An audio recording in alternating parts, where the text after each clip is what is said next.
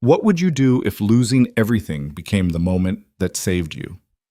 Adrian Cole, billionaire, single father, master of his universe, stood frozen at gate 47 as the final boarding call echoed through the terminal. His wallet was gone. Not just leather and cards, but his entire world compressed into something small enough to slip through his fingers. In 2 minutes, he'd have to choose. Miss the flight that could cost him millions, or board and lose what no amount of money could replace. Stay with me until the end of this story. Hit that like button and comment your city so I can see how far this journey travels. The morning had started like every other morning in Adrian Cole's precisely orchestrated life. 5 a.m.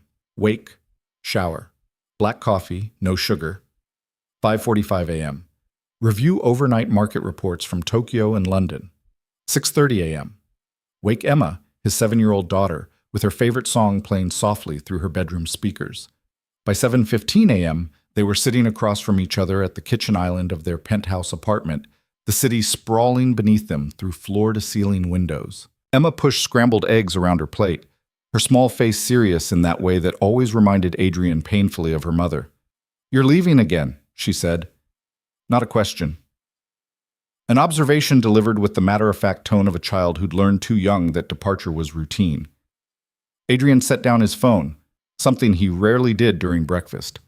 "Just 2 days, sweetheart, Wednesday and Thursday. I'll be back Friday morning and we'll have the whole weekend. Remember, we talked about going to that new aquarium you wanted to see." Emma's fork clinked against her plate. "You said that last time." "Last time was different. The Singapore deal ran over, and there's always a deal, Daddy." She looked up at him with those devastating brown eyes. "There's always something more important." The words landed like a physical blow. Adrian opened his mouth, then closed it. What could he say? She wasn't wrong. In the 3 years since Sarah's death, his work had expanded to fill every available space in his life. It was easier than grief, cleaner than the messy, complicated work of single parenthood. He could control markets, negotiate billion-dollar acquisitions, restructure failing companies. He couldn't control the fact that his daughter was growing up and he was missing it. "Emma," he started, but his phone buzzed. The car was downstairs. Time had run out, as it always did. He kissed the top of her head, breathing in the strawberry scent of her shampoo. "I love you. Be good for Margaret." Emma didn't respond. She'd already returned to pushing eggs across her plate, building small yellow mountains that she'd never eat. The elevator ride down felt longer than usual. Adrian checked his reflection in the mirrored walls. Charcoal suit, crisp white shirt, Italian leather shoes, polished to a mirror shine. Every inch the man in control. The image was perfect. It was also a lie, and somewhere in the back of his mind he knew it.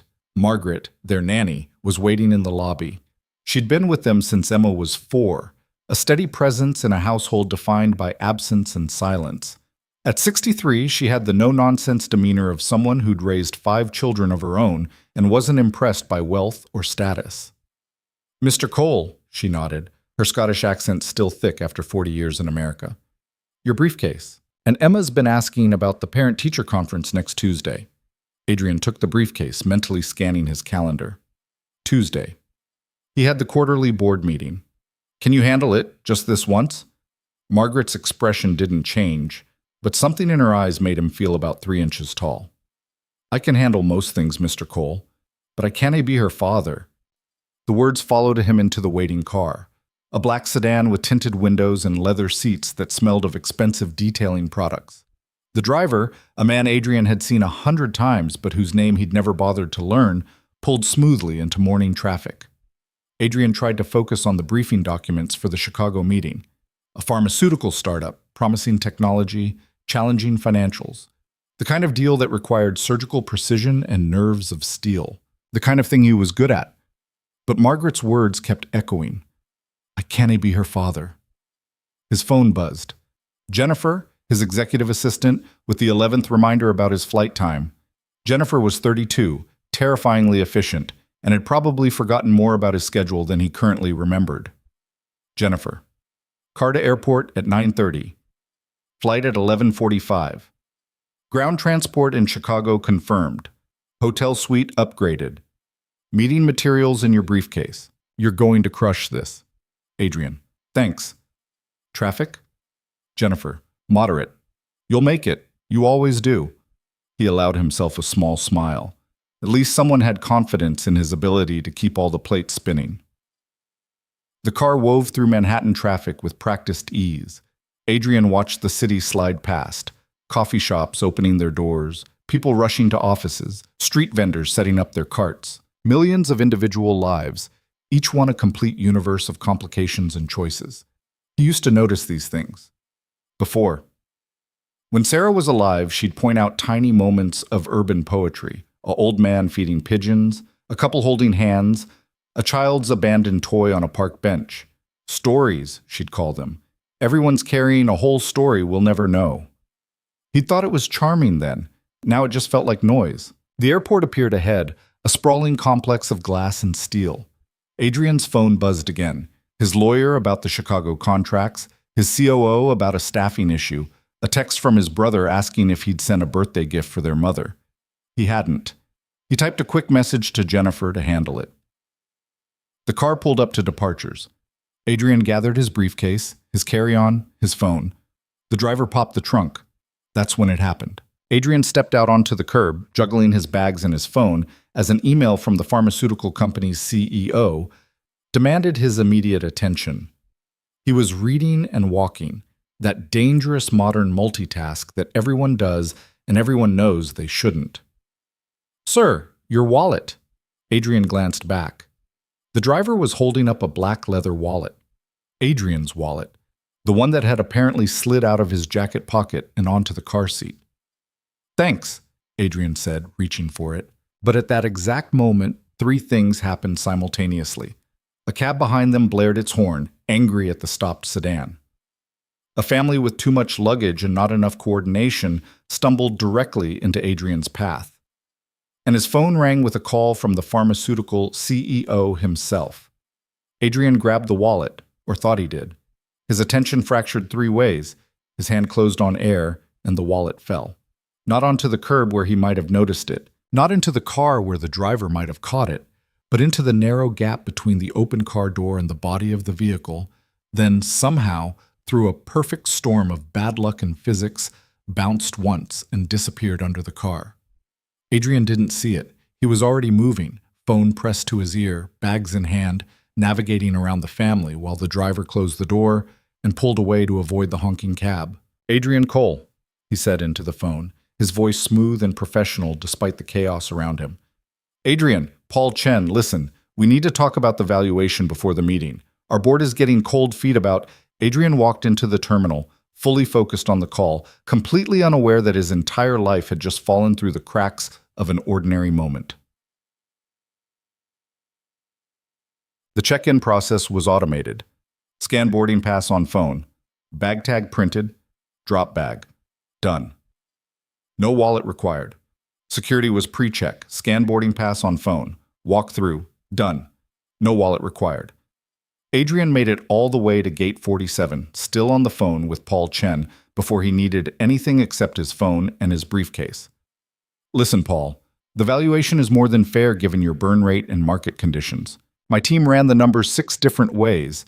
It's not about the numbers, it's about the board's confidence in—" "Then I'll address the board directly.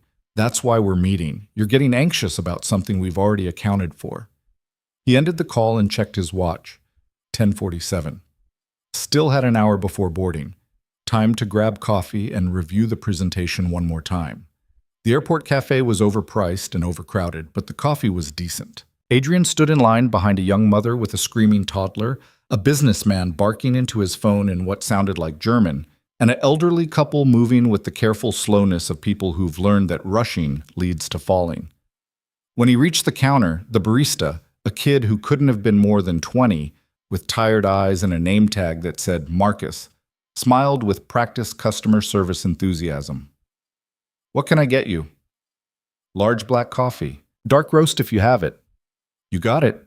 That'll be $6.50. Adrian reached for his wallet. His hand found empty pocket. He tried the other pocket. Nothing. The briefcase. It must be in the briefcase. He set it on the counter, unzipped the main compartment, checked the interior pockets. Documents, folders, pens, phone charger. No wallet. A prickle of unease ran down his spine. He checked his jacket pockets again, his pants pockets, the outside pockets of his briefcase. Nothing. Sir? The barista's smile was getting strained. The line behind Adrian was growing, and he could feel the impatience radiating from the other customers like heat. Sorry, give me 1 second. He stepped aside, letting the next customer order while he tore through his belongings more frantically. It wasn't there. The wallet wasn't there. Adrian's mind raced backward. He'd had it this morning. He'd checked it before leaving the apartment, a habit from years of travel. License, credit cards, corporate access card, cash. Everything in its proper place. Then the car, then the airport, then, oh God, the car. The driver holding it up, his hand reaching, the horn, the family, the phone call. Had he actually taken it? He pulled out his phone, scrolling frantically for the car service number, but even as he dialed, a sinking certainty was settling in his stomach. The driver had pulled away. The car was probably halfway across the city by now, picking up another passenger, another person in a hurry to get somewhere important. Premier Executive Transport, this is Diane. How may I help you? This is Adrian Cole. I was just dropped off at JFK Terminal 4. I think I left my wallet in the car. Black sedan picked me up from... Let me check our system, Mr. Cole. Can you provide your account number or phone number? He gave her the information, his leg bouncing with nervous energy as he waited. I see your trip here.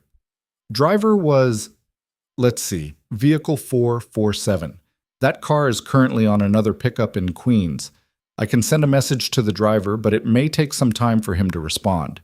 Would you like me to? Yes, please, it's urgent. I have a flight in... He checked his watch. 55 minutes.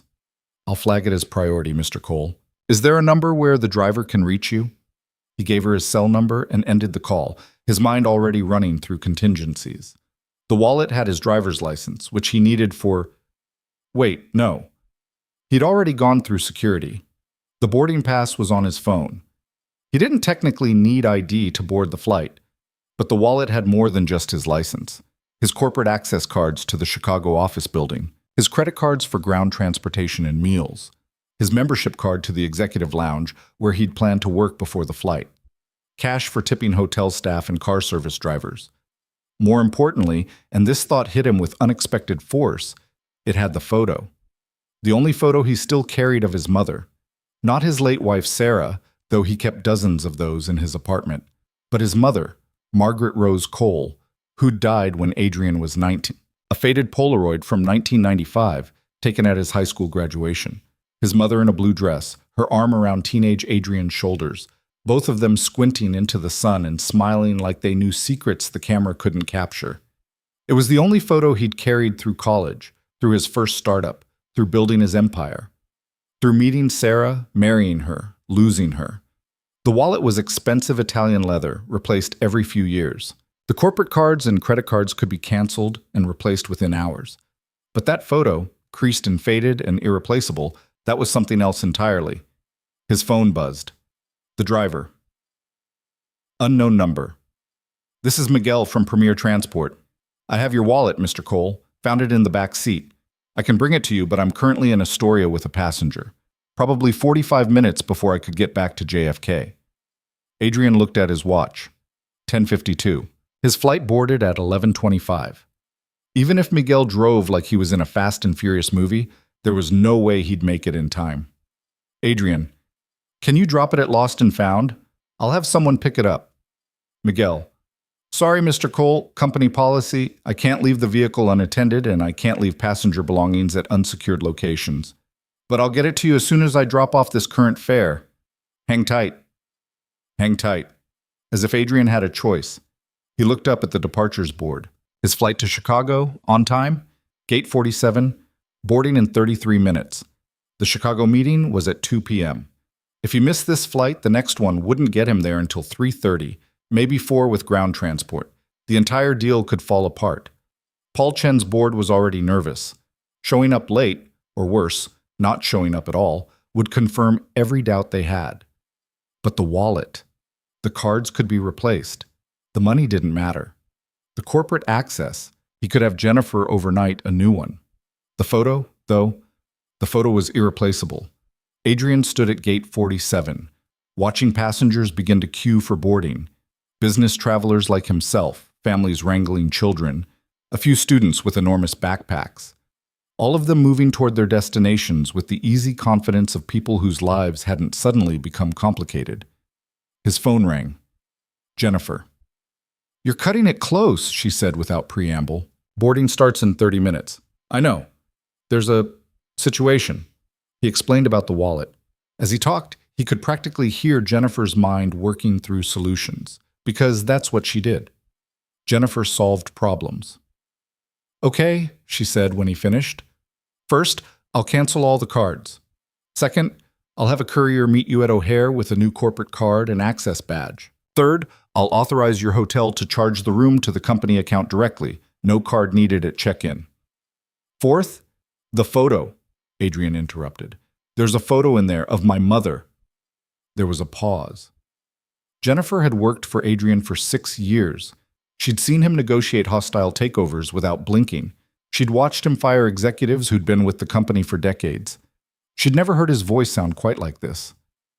"Is it replaceable?" she asked quietly. "No." Oh, another pause. "Then we need to get the wallet back. The driver can't get here for 45 minutes, minimum." "And the meeting?" Adrian looked at the departure board, then at his watch, then at the gathering crowd at gate 47. A family nearby, father, mother, 2 kids, was laughing about something, the parents working together to organize tickets and snacks and tablets for the flight. The easy choreography of people who were a team. When was the last time Adrian had felt like part of a team? When Sarah was alive, maybe. Before her cancer diagnosis. Before the 18 months of treatments and hospital visits and desperate hope followed by devastating loss. Before he'd thrown himself into work because work was the only thing that made sense anymore. "Adrian?" Jennifer's voice pulled him back. "The meeting?" "I don't know," he said, and the admission felt like stepping off a cliff. "Well, you need to decide. You've got..." Well, he could hear her typing, probably looking at flight schedules. 28 minutes. If you board, you make the meeting but lose the wallet. If you wait for the driver, you get the wallet but miss the meeting. Unless what? Unless you have someone else pick up the wallet. Someone here in the city. Someone you trust. Adrian's mind went blank. Someone he trusted. In New York. Available on 30 minutes' notice. Who wasn't already working for him. His brother was in Boston. His college friends had scattered across the country. Their relationships reduced to Christmas cards and the occasional email. His social circle consisted entirely of business associates, people he knew in the context of deals and strategy sessions, people he could trust with millions of dollars, but not necessarily with the irreplaceable artifacts of his personal life. When had his world become so small? "There's no one," he said finally. "Then you have to choose." Jennifer's voice was gentle but firm. "Flight or wallet? Meeting or memory? I can't make this decision for you." A garbled announcement crackled through the terminal speakers. "Attention passengers. Flight 2847 to Chicago O'Hare will begin boarding in 15 minutes. We'll start with our first-class passengers and those needing extra time." 15 minutes. Adrian had built a fortune on his ability to make decisions quickly. Buy or sell. Expand or consolidate. Hire or fire. He'd developed an instinct for it, a sixth sense that processed complex variables and delivered clear answers. But this wasn't a business decision. This was something else entirely. And for the first time in years, his instincts had no answer. "Jennifer," he said slowly, "if I miss this meeting, what happens? Honestly, the deal probably falls apart. Chen's board is looking for any excuse to pull out. We've got competition sniffing around. I heard through the grapevine that Vanguard Capital is putting together an offer. If we're not at the table, someone else will be. And if we lose this deal? It's not catastrophic. We've got other irons in the fire. But it's a setback. And it's unlike you. People will notice. People will notice." Adrian Cole, the man who never missed a meeting, never showed up unprepared, never let personal complications interfere with business. That reputation was its own kind of asset, built carefully over 15 years of relentless focus. But what was he building it for? Emma's face flashed in his mind. "There's always something more important, Daddy. And Margaret's words, "I cannae be her father." How many moments had he missed? How many school plays and parent-teacher conferences and ordinary evenings had he traded for meetings and deals and the relentless pursuit of more? Sarah used to joke that he was going to work himself into an early grave. "You're going to wake up one day," she'd said once, curled up next to him in bed while rain drummed against the windows, "and realize you spent your whole life preparing for a future that already passed you by." He'd kissed her and promised to slow down. That was 6 months before her diagnosis. He never got the chance to keep that promise. "Mr. Cole?" Jennifer's voice. "You still there?" "Yeah, I'm here." "What do you want to do?" The boarding area was getting crowded now. A gate agent was setting up the podium, organizing boarding passes, preparing for the controlled chaos of getting 200 people onto an airplane. Adrian's phone buzzed. Miguel again. "Miguel, just dropped off my passenger. Heading your way now. But with traffic, I'm looking at 40, maybe 45 minutes. I'm really sorry, Mr. Cole." 45 minutes. The flight would be in the air. Adrian would be in Chicago, preparing for a meeting that could define his company's next quarter. Everything would proceed according to plan, except the photo would be gone, lost somewhere in the vast machinery of city logistics. Maybe Miguel would drop it at lost and found eventually. Maybe someone else would find it first. Maybe it would end up in a dumpster, just another piece of unclaimed detritus from the millions of people who move through the city every day. His mother's smile disappearing into entropy. "Adrian?" Jennifer's voice had taken on a note of urgency. "They're going to start boarding any second. You need to decide." He looked at the plane through the terminal windows. A massive machine designed to move humans through the sky at impossible speeds. An engineering marvel that had become mundane through repetition. How many flights had he taken? How many hotel rooms had he slept in? How many cities had blurred together into an indistinguishable parade of conference rooms and rental cars? "Tell Chen I can't make the meeting," Adrian heard himself say. "What?" Tell him there's been a family emergency. Reschedule for next week. Or let Vanguard Capital have it. I don't care." "Adrian, are you sure? I'm sure." He ended the call before Jennifer could argue further. Then he sat down in one of the terminal chairs and waited. The flight began boarding. First class, Zone 1, Zone 2. He watched passengers disappear down the jetway, each one moving toward their own destination, their own version of importance. The gate agent made announcements. Final boarding call. Last chance. Adrian stayed seated. The jetway door closed. The plane pushed back from the gate. Through the window, he watched it taxi toward the runway, join the queue, and eventually accelerate down the concrete until it lifted into the gray November sky, becoming smaller and smaller until it was just another speck against the clouds. He'd made his choice. The flight was gone. The meeting was gone. Whatever reputation he'd built on never missing, never failing, never letting personal complications interfere, that was gone too, probably. But the photo was still out there, still retrievable, still his. Adrian pulled out his phone and called Margaret. "Mr. Cole, is everything all right? I need you to do something for me. Emma has that parent-teacher conference next Tuesday." "Yes, I mentioned it this morning, and you said—" "I'll be there," Adrian interrupted. "Tell Emma I'll be there, and tell her I'm sorry for all the times I wasn't." There was a long pause on the other end. Then Margaret's voice, softer than he'd ever heard it. "I'll tell her, Mr. Cole. She'll be very happy to hear it."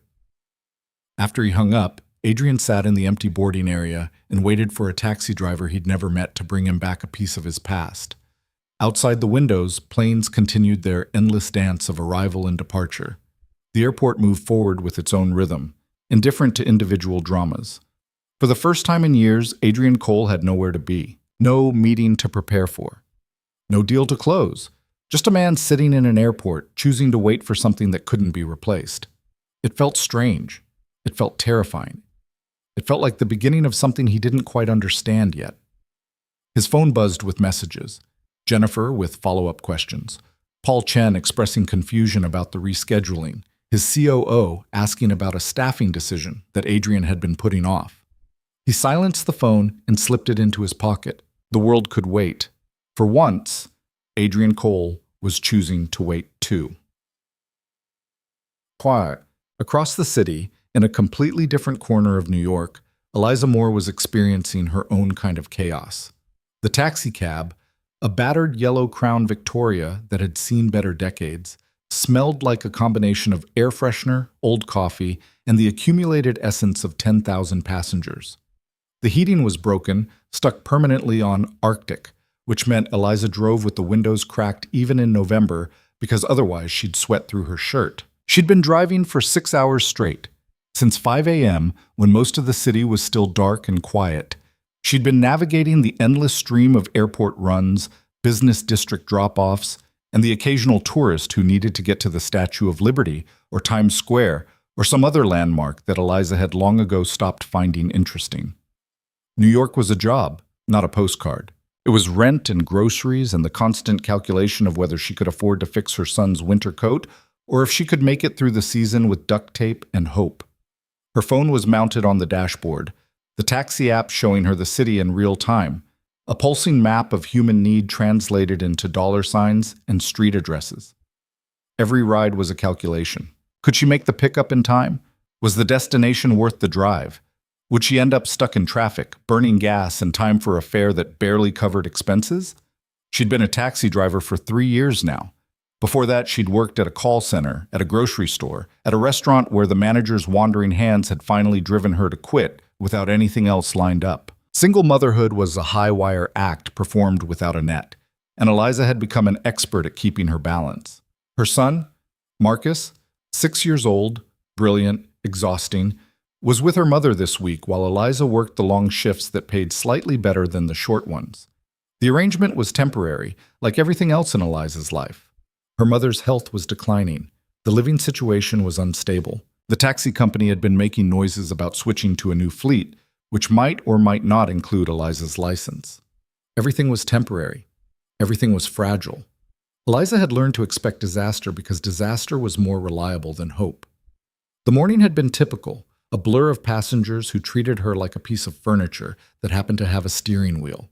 The businessman who barked destinations without looking up from his phone. The tourists who asked if she could take them to Brooklyn for less than the meter would charge. The young couple fighting in the back seat.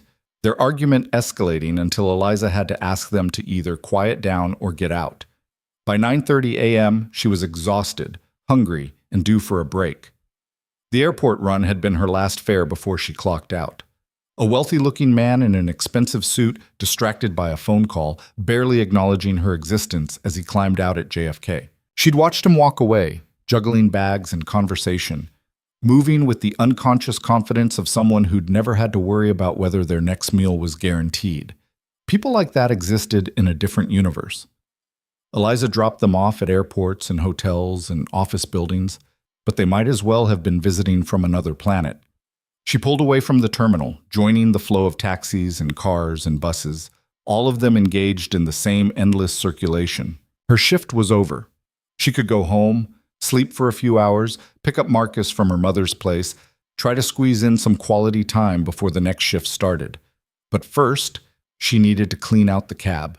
Company policy. Leave it clean for the next driver. Eliza pulled into the taxi lot, a sprawling industrial space in Queens where dozens of yellow cabs sat in neat rows, waiting for their next shift. She parked, grabbed the trash bag she kept in the front seat, and started the routine cleaning process. Front seat first. Old coffee cups, receipts, the granola bar wrapper from breakfast, then the back seat. That's when she saw it. A black leather wallet wedged into the crack between the seat cushion and the door. Expensive looking. The kind of wallet that probably cost more than Eliza made in a week. She picked it up carefully, as if it might be booby-trapped. The leather was soft, butter smooth. No identifying marks on the outside. She opened it. Driver's license, Adrian Cole. D.O.B. April 15th, 1994. Address in Manhattan that Eliza recognized as one of the expensive neighborhoods where even the studio apartments cost more than most people's houses. Credit cards, 4 of them. Black American Express, Platinum Visa. A corporate card with a company name Eliza didn't recognize. Cash, $500 in crisp bills, organized by denomination. And a photo. It was old, faded, the color slightly off in that way that analog photographs from the 90s always looked. A woman in a blue dress, her arm around a teenage boy's shoulders, both of them smiling. Both of them frozen in a moment that was clearly important even though Eliza had no idea why. She stared at the photo for a long moment. The wallet contained obvious wealth. The cash alone was more than Eliza had in her checking account. The credit cards probably had limits that would make her dizzy. This Adrian Cole person could clearly afford to lose a wallet. But the photo was different. Eliza knew about irreplaceable things. She had exactly 3 photos of Marcus's father, a man who'd disappeared when Marcus was 6 months old, leaving behind nothing but child support obligations he never paid, and a series of broken promises. Those 3 photos were in a shoebox in her closet, and Eliza guarded them fiercely because one day Marcus would want to know where he came from, and those photos were all she could offer. Irreplaceable things weren't about money. They were about memory, about connection, about the fragile threads that tied people to their past. She could take the cash, $500. No one would know. The wallet would end up at Lost and Found eventually, and Adrian Cole would get his credit cards back, and he'd never know that the money had been there in the first place. But Eliza would know. And more importantly, Marcus would know, because Eliza had raised her son with a fierce commitment to honesty, even when honesty was expensive, especially when honesty was expensive. The world was full of people who took shortcuts, who justified small thefts and minor deceptions. Eliza refused to be one of them, refused to raise her son to be one of them. She closed the wallet and pulled out her phone. Finding contact information for Adrian Cole turned out to be surprisingly easy. A Google search revealed that he was the CEO of Cole Capital Partners, a private equity firm with offices in Manhattan. The firm's website had a generic contact email. Eliza opened her email app, something she barely used since most of her communication happened through text messages and the taxi app, and started typing. 2. info@colecapitalpartners.com. Subject: Found wallet. Adrian Cole. Dear Mr. Cole, I'm a taxi driver and I found your wallet in my cab this morning after dropping you at JFK. Everything is still inside: your license, credit cards, cash, and a photograph. I wanted to return it to you as quickly as possible. I can drop it off at your office, or we can arrange another time and place that works better for you. I'm available most days. My number is below if you need to reach me. Best, Eliza Moore. She read it over 3 times, fixing typos, making sure it sounded professional but not too formal, concerned but not desperate. Then she hit send before she could second-guess herself. The rest of her shift cleanup passed in a blur. Eliza finished tidying the cab, checked in with the dispatch office, and headed home to her apartment in Brooklyn, a 3rd-floor walk-up with thin walls, unreliable heat, and a view of the building next door. She climbed the stairs slowly, her body aching from 6 hours of city driving. Her neighbor, Mrs. Chen, was in the hallway, struggling with her grocery bags. "Let me help," Eliza said automatically, taking 2 of the heavier bags. "Thank you, dear. You work too hard, you know that?" "Not working hard enough if I can't pay rent on time," Eliza smiled, but there was no humor in it. Inside her apartment, Eliza set the wallet on her kitchen table and stared at it. The smart thing would be to drop it at a police station or leave it with the taxi company's Lost and Found. Let it become someone else's problem. But she'd sent the email now, made it personal, made it her responsibility. Her phone rang. Unknown number. She answered warily. "Hello? Is this Eliza Moore?" A woman's voice, professional and efficient. "Yes?" "This is Jennifer Park. I'm Mr. Cole's executive assistant. I just received your email about the wallet. On behalf of Mr. Cole, I want to thank you for your honesty and for reaching out so quickly." "Of course. I just wanted to make sure he got it back." "Actually, Mr. Cole is still at the airport. He missed his flight waiting for the wallet. Can you bring it to him there?" Eliza looked at the clock. 11:15 a.m. She could make it to JFK in 45 minutes, an hour? But she'd already been up since 4:30 a.m. She was exhausted, and she needed to pick up Marcus soon. "I'm actually off shift now," Eliza said carefully, "but I can bring it to his office later today or tomorrow morning." There was a pause. Eliza could hear typing in the background. "Mr. Cole is willing to pay for your time and transportation. Whatever you think is fair." Something about the offer made Eliza uncomfortable. She wasn't doing this for money. She was doing it because it was the right thing to do. Because that photo in the wallet looked important. Because she'd want someone to do the same if she ever lost something irreplaceable. That's not necessary, Eliza said. I just need to figure out the logistics. I have to pick up my son, and I don't have a car right now. I mean, I drive a taxi, but that's a work vehicle. I can't use it for personal errands. She was rambling. She stopped herself, took a breath. Let me call you back, Eliza said. I need to figure some things out. But I promise, I'll get the wallet back to Mr. Cole today, one way or another. That would be wonderful. Thank you so much, Miss Moore. After she hung up, Eliza sat at her kitchen table and tried to think. The wallet sat in front of her like a small test she hadn't studied for. She could take the subway to JFK, bring Marcus with her. He'd love seeing the planes. Make it an adventure. Get the wallet back to this Adrian Cole person, shake his hand, accept whatever modest reward he offered, and move on with her life. It would take half her day. Use energy she didn't have. Complicate a schedule that was already complicated. But every time she looked at that faded photo, she knew she was going to do it anyway. Some things were worth the complication. Eliza called her mother first. Mom, it's me. I know I said I'd pick up Marcus at 2, but something came up. Can you keep him until tonight?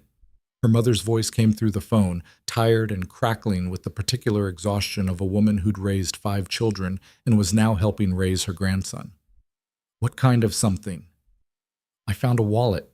A passenger left it in my cab. I need to return it. Can't you just drop it at the police station? Eliza looked at the wallet on her table, at the photo visible through the clear plastic window. It's complicated. Her mother sighed, the sound of someone who'd heard that phrase too many times. Everything with you is complicated, Eliza.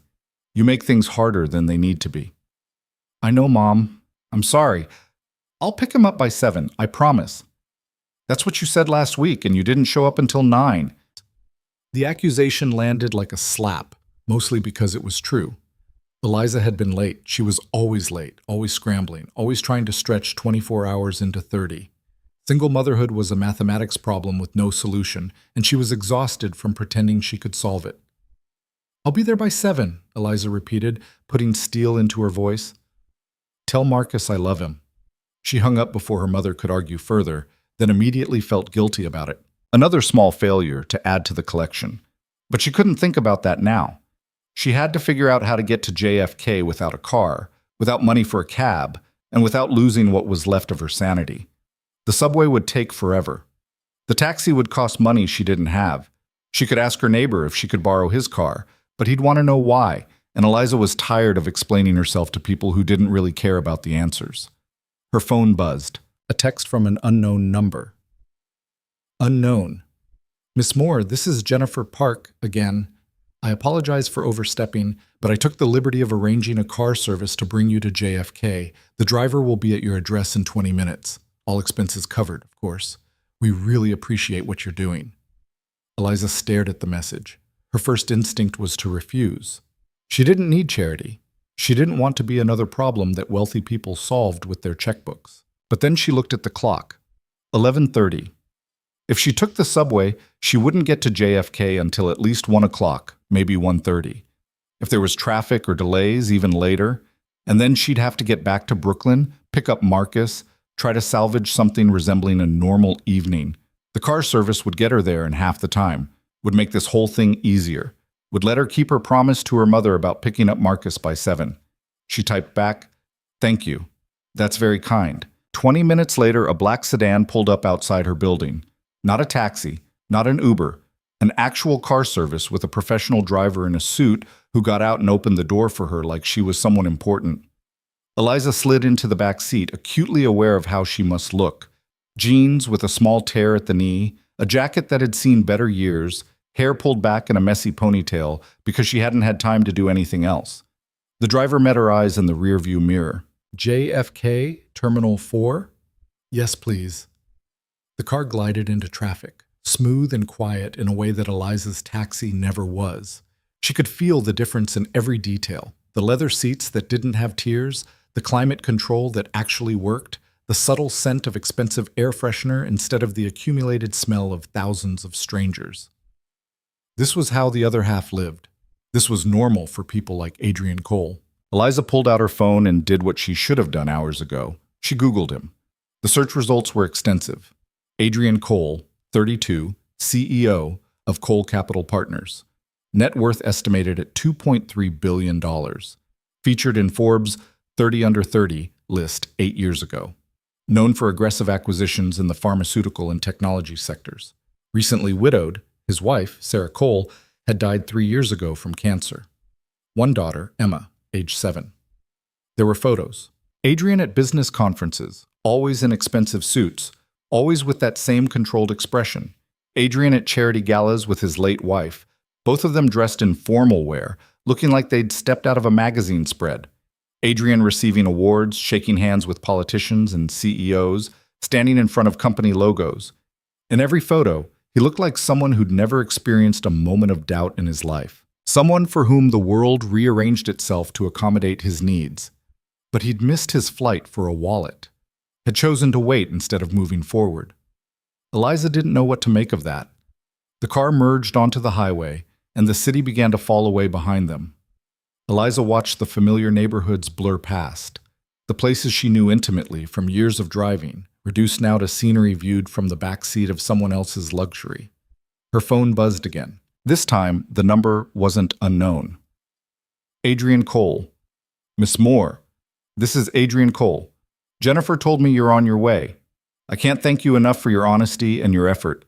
I'm at Gate 47 in Terminal 4. I'll wait here. Eliza read the message 3 times.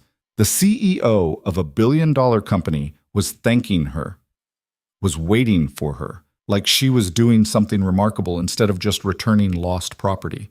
She typed back carefully. I'll be there soon. Everything in your wallet is safe. His response came immediately. I'm not worried. Thank you. The trust in those 3 words startled her. He wasn't worried. He believed her completely, even though they'd never met, even though he had no reason to trust her beyond a single email. When was the last time someone had trusted Eliza without reservation? The car pulled up to Terminal 4 exactly 38 minutes after leaving her apartment. The driver opened her door, and Eliza stepped out into the controlled chaos of airport arrivals. Cars and buses and taxis all jockeying for position. Travelers hauling luggage. Security guards directing traffic with sharp whistles and aggressive hand signals. Do you need me to wait? The driver asked. No, thank you. I'll take the subway back. Ms. Park instructed me to wait and bring you home. Of course she did. Eliza felt a flash of irritation at being managed, at having her choices made for her by people who thought money solved everything. But she was also exhausted and practical enough to know that the subway would be miserable and the car would be comfortable. Okay, she said. Thank you. Inside the terminal, Eliza followed the signs to Gate 47. The airport was busy in that mid-morning way. Business travelers rushing to connections, families beginning vacations, the endless flow of human movement that never quite stopped. She'd been to JFK hundreds of times as a driver, but always from the outside. Drop off at departures, pick up at arrivals, circle the terminals in the designated taxi lanes. She'd never actually walked through the terminal as a passenger, never experienced it from this side of the glass. Gate 47 was nearly empty now, the morning rush of departures finished. A few travelers sat scattered in the waiting area, focused on laptops or phones. And there, sitting alone near the windows, was a man in a charcoal suit. Adrian Cole. He looked different from his photos. More human, somehow.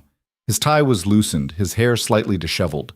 He was staring out at the tarmac where planes taxied and departed, his expression distant and unreadable. Eliza approached slowly, suddenly aware of how surreal this moment was. She was about to meet a billionaire. She was wearing jeans with a tear in them. Mr. Cole? He turned, and for a moment they just looked at each other. His eyes were dark brown, tired, with the kind of shadows underneath that spoke of too many early mornings and not enough sleep. He stood, and Eliza realized he was tall, easily 6 feet, and carried himself with the unconscious confidence of someone who'd never had to make himself small. Miss Moore. He extended his hand and Eliza shook it. His grip was firm, but not aggressive. Thank you for coming all this way. I know this must be incredibly inconvenient. It's okay, Eliza said, reaching into her bag for the wallet. I just wanted to make sure you got it back. She handed it to him, and Adrian took it like it was something precious. He opened it immediately, checked the contents with quick, efficient movements. The cash, the cards, and then the photo. His entire expression changed when he saw the photo. Something in his face softened, and for just a moment Eliza saw past the billionaire CEO to the person underneath. Someone who'd lost something and was relieved to have it back. "Everything's there," Eliza said quietly. "I didn't touch anything except to look for ID so I could contact you." Adrian looked up at her, and there was something in his eyes that Eliza couldn't quite identify. Gratitude, yes, but also surprise. Like he couldn't quite believe that someone had done this simple, honest thing. "The photo," he said, his voice rougher than before. "It's of my mother. She died when I was 19. This is the only copy I have." "I figured it was important," Eliza said. "That's why I wanted to make sure you got it back." Adrian nodded, seeming to struggle with words. He pulled out his phone, tapped a few times, then showed her the screen. "I'd like to give you a reward for your honesty. What's your Venmo?" Eliza stepped back instinctively. "That's not necessary. Please, you went out of your way, took time from your day." "I did what anyone should do," Eliza interrupted. "You don't need to pay me for basic decency." "But your time is valuable." "The car service, the trip out here, your assistant already covered the car, and my time is my choice. I chose to bring your wallet back because it was the right thing to do, not because I expected payment." They stood there in an awkward standoff, Adrian clearly wanting to push money at her, Eliza equally determined not to take it. Finally, Adrian put his phone away. "At least let me buy you coffee," he said. "I've been sitting here for 2 hours. I could use the company." Eliza glanced at the time. 12:45. If she left now, she could still get back to Brooklyn, pick up Marcus by 5 or 6, beat her 7 o'clock promise by a comfortable margin. But something about the way Adrian was looking at her, not like she was a problem to be solved, but like she was a person he genuinely wanted to talk to, made her hesitate. "Okay," she said. "Coffee." They found a cafe in the terminal, overpriced and overcrowded, but the coffee was decent. Adrian insisted on paying despite Eliza's protests, and they found a small table near the windows where they could watch planes take off and land. "So," Adrian said, wrapping his hands around his coffee cup, "you're a taxi driver." "For 3 years now. Before that, I worked in retail, food service, a call center, whatever paid the bills." "It's hard work." Eliza shrugged. "All work is hard work. At least with driving, I'm my own boss, sort of." "Do you like it?" The question surprised her. People didn't usually ask if she liked her job. They assumed she did it because she had no other options, which was true, but it wasn't the whole truth. "Sometimes," Eliza said honestly, "I like the freedom of it. I like seeing different parts of the city, meeting different people. I don't like the hours or the pay, or the way some passengers treat me like I'm invisible." Adrian nodded slowly. "I imagine people can be terrible. People can be terrible anywhere, rich, poor, doesn't matter. Some people are kind, some people are awful, most people are somewhere in between. Which category do I fall into?" Eliza met his eyes, considering. "I don't know yet. You seem kind, but you also had your assistant send a car service instead of just asking if I needed help getting here. That felt a little like you were solving a problem instead of talking to a person." Adrian flinched slightly. "You're right. I'm sorry. I'm used to fixing things with money. It's easier than figuring out what people actually need." "Is it easier?" "In the short term, yes. In the long term..." He trailed off, staring into his coffee. "I don't know.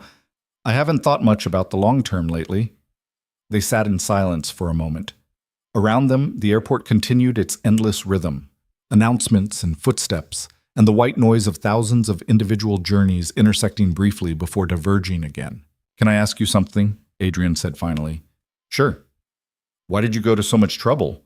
Most people would have dropped the wallet at Lost and Found or turned it in to the taxi company.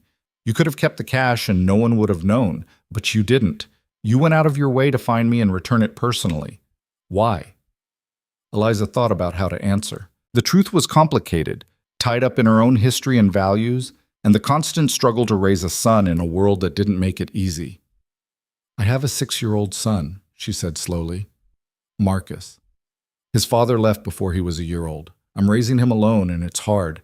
and some days I feel like I'm failing at it. But the one thing I can give him, the one thing I can control, is teaching him that there's a right way to live, that honesty matters, that people matter, that just because you can get away with something doesn't mean you should." She paused, gathering her thoughts. "If I'd kept your money or just dropped your wallet somewhere impersonal, Marcus would never have known. But I would have known. And the next time I tried to teach him about integrity, I'd be a hypocrite. So I guess I did it for him as much as for you." Adrian was quiet for a long time. When he spoke, his voice was soft. "He's lucky to have you." "I don't know about that. I'm late picking him up half the time. I work too much. I can't afford the things other kids have. I'm doing the best I can, but it never feels like enough." "That sounds familiar," Adrian said. "I have a daughter, Emma. She's 7, and I'm pretty sure I'm failing her too." Eliza looked at him with surprise. "You're a billionaire. How are you failing her?" "Money doesn't make you a good parent. If anything, it makes it easier to hide from the actual work of parenting. I missed her school play last month because of a board meeting. I forgot her parent-teacher conference because I had a call with investors in Singapore. I hired a nanny to handle the things I should be handling myself." He set down his coffee cup, his jaw tight. "This morning, she told me there's always something more important than her. And she was right. I've spent 3 years telling myself that providing for her financially is the same as being there for her emotionally. But it's not. It's not even close." Eliza felt something shift in her understanding of this man. He wasn't just a wealthy CEO living in a different world. He was a father, struggling with the same guilt and inadequacy that kept Eliza up at night. "Is that why you missed your flight?" she asked. "Because of the photo?" "Partly. Mostly because—" He struggled for words. "I'm tired of choosing wrong. I'm tired of prioritizing deals over people, meetings over moments. The wallet was just an excuse, a reason to finally stop running." "What were you running from?" Adrian looked at her, and the honesty in his eyes was almost painful to witness. "Grief, loss, the fact that I couldn't save my wife, the fact that I don't know how to be the father my daughter needs, the fact that my entire life is built on control, and the things that actually matter can't be controlled." Eliza understood that feeling. She'd spent years trying to control an uncontrollable situation, single motherhood, poverty, the constant fear that one bad day would topple everything she'd built. "No one knows how to be the parent their kid needs," Eliza said gently. "We're all just making it up as we go, trying not to mess them up too badly. The fact that you care about it, that you're aware you're failing, that's something. That's a start. Is it enough? I don't know. But it's more than my father gave me, and more than Marcus's father gave him, so maybe it's enough to build on." Adrian smiled slightly, the first real smile Eliza had seen from him. "You're wise for someone so young." "I'm 30, and I'm not wise. I'm just tired. Tired people see things clearly because they don't have energy left for illusions." They talked for another 20 minutes, not about money or business or the obvious differences between their lives. They talked about parenting, about the specific terror of raising children alone, about the moments that made it worthwhile. Marcus's laugh when Eliza made pancakes in funny shapes, Emma's concentration when she was reading a book, the way children could find joy in the smallest things. At some point, Eliza realized she was enjoying herself. When was the last time she'd had a conversation with another adult that wasn't about logistics or bills or work schedules? When was the last time someone had listened to her like her words actually mattered? Finally, she glanced at her phone. 1:30. She really needed to go. "I should get back," she said reluctantly. "I promised my mother I'd pick up Marcus by 7. Adrian nodded, looking almost disappointed. "Of course. Thank you again for everything. For the wallet, for the conversation, for—" He paused. "For reminding me that there are still good people in the world." "There are a lot of good people in the world," Eliza said, standing. "You just have to slow down enough to notice them." They walked back through the terminal together, not saying much, just moving through the crowd. At the exit, Adrian's phone buzzed. He glanced at it, frowned, then looked at Eliza.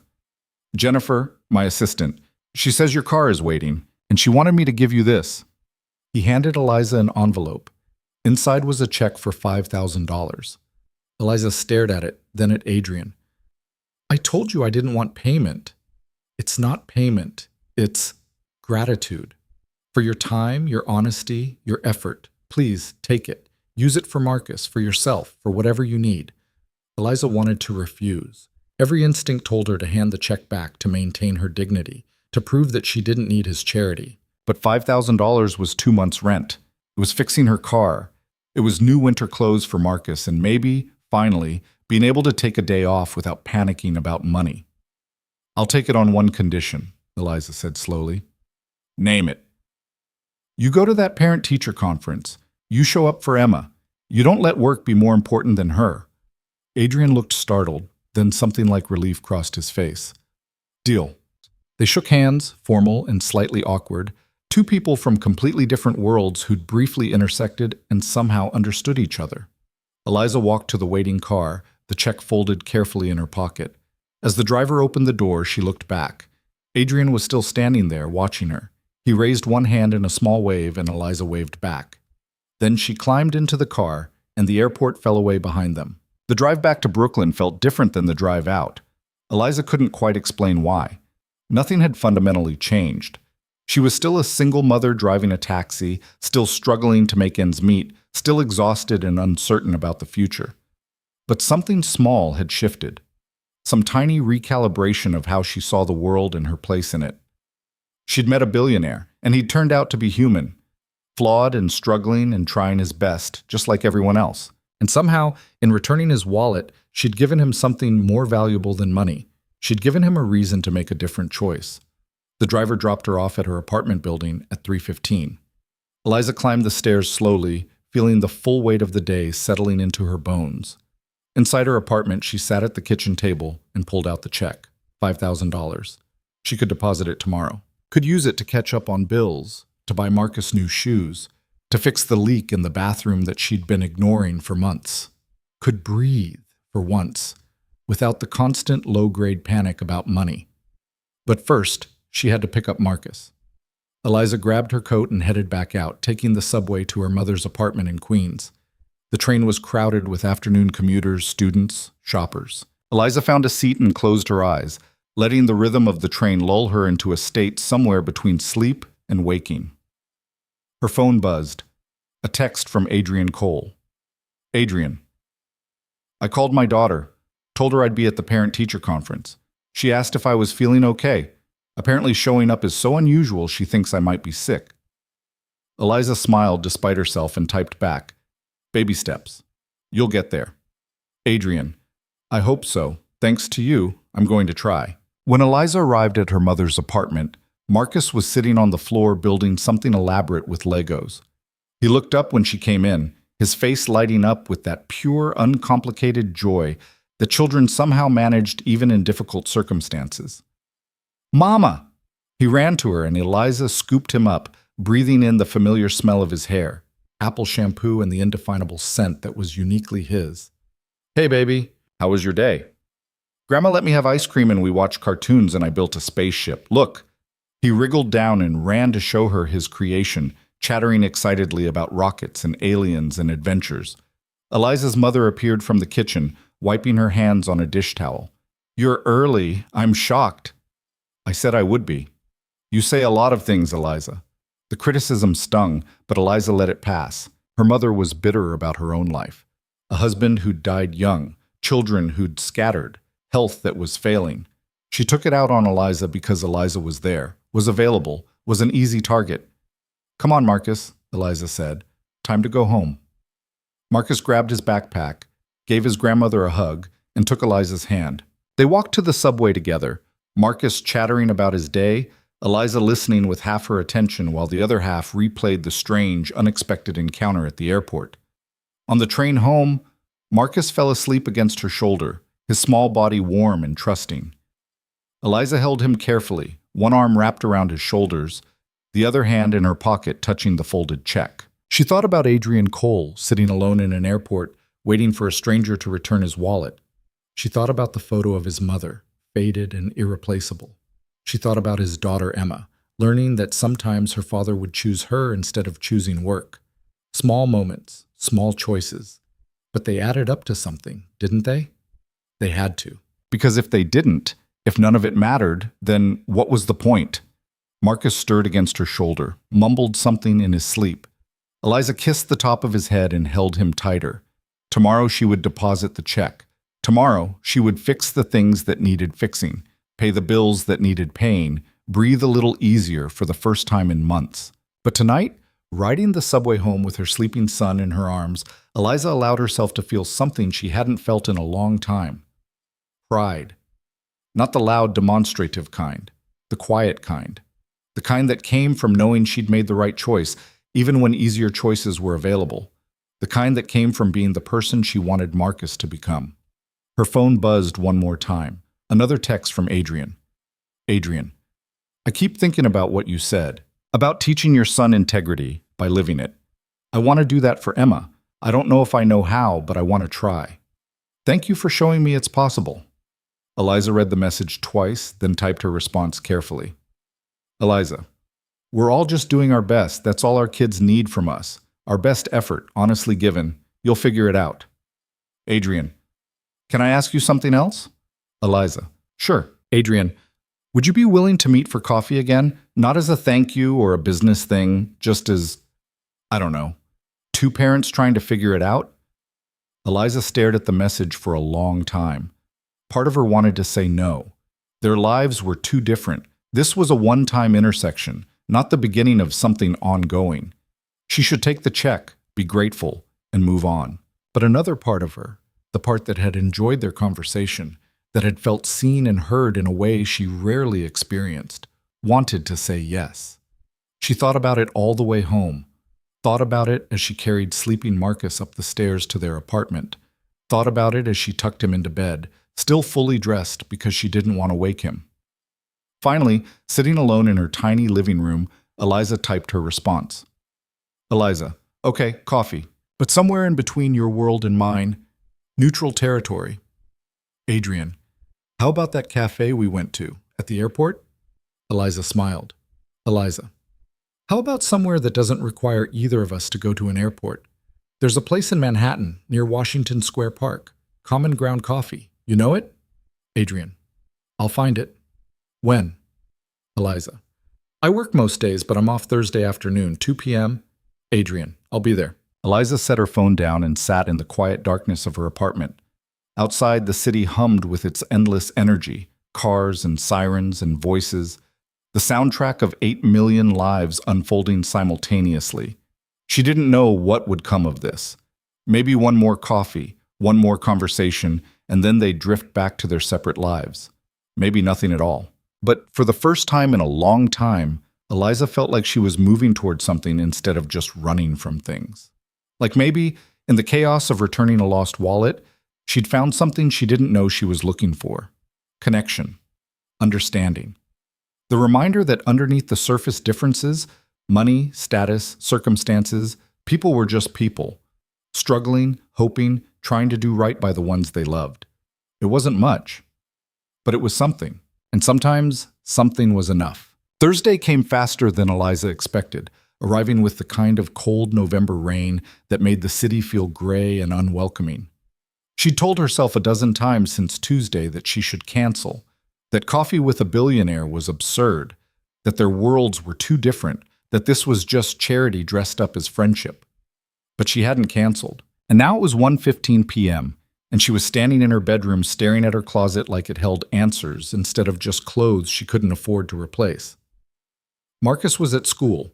Her mother had agreed to pick him up, though not without commentary about Eliza's priorities. The shift she'd given up to make this meeting would cost her about $80 in fares, money she could have used despite the check that was now sitting in her bank account, making her statements look unfamiliar and slightly unreal. She settled on jeans without tears, a sweater that was clean and warm, her better jacket. Nothing fancy, but presentable. The woman in the mirror looked tired but determined, and that would have to be good enough. The subway ride to Manhattan was crowded with afternoon commuters and tourists, all of them pressed together in that forced intimacy that New Yorkers had learned to navigate with practiced indifference. Eliza stood near the door, watching stations flash past, trying not to think about what she was doing or why. Common Ground Coffee was exactly what it sounded like, a medium-sized cafe near Washington Square Park, popular with NYU students and local professionals. Eliza had chosen it deliberately, a place that belonged to neither her world nor Adrian's, neutral territory where they could meet as equals instead of as billionaire and taxi driver.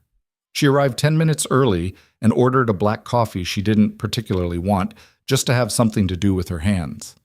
The cafe was warm and busy, filled with the sounds of espresso machines and conversation and someone's laptop playing music too quietly to identify. Eliza found a table near the window and watched the street. Rain was falling steadily now, turning the sidewalks slick and reflective. People hurried past with umbrellas and turned-up collars, all of them focused on getting somewhere dry. At exactly 2 p.m., Adrian Cole walked through the door.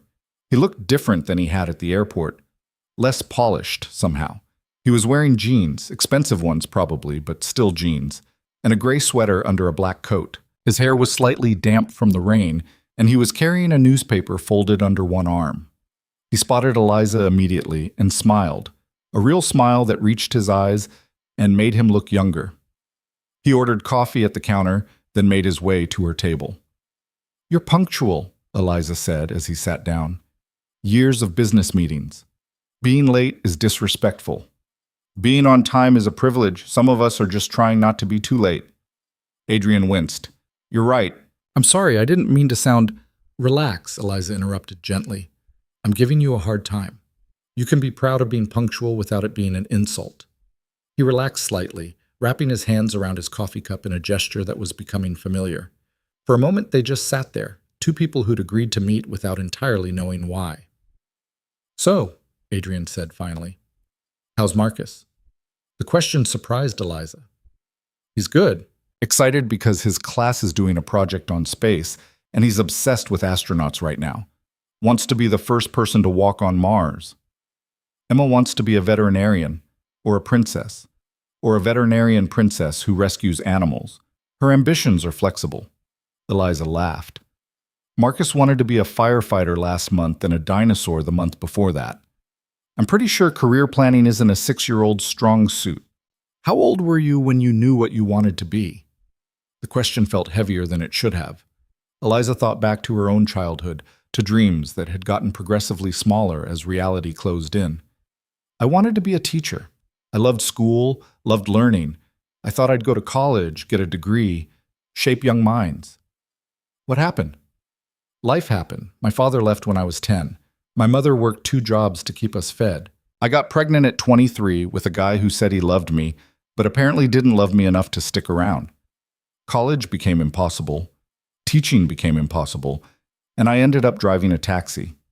She shrugged, trying to make it sound casual.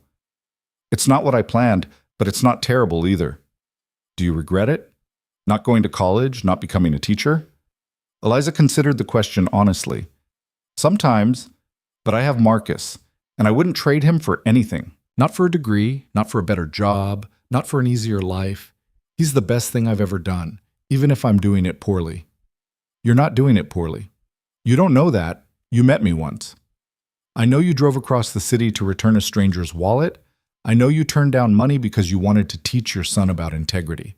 I know you're sitting here on your day off talking to me instead of resting or spending time with him. That tells me something about who you are." Eliza felt heat rise in her cheeks.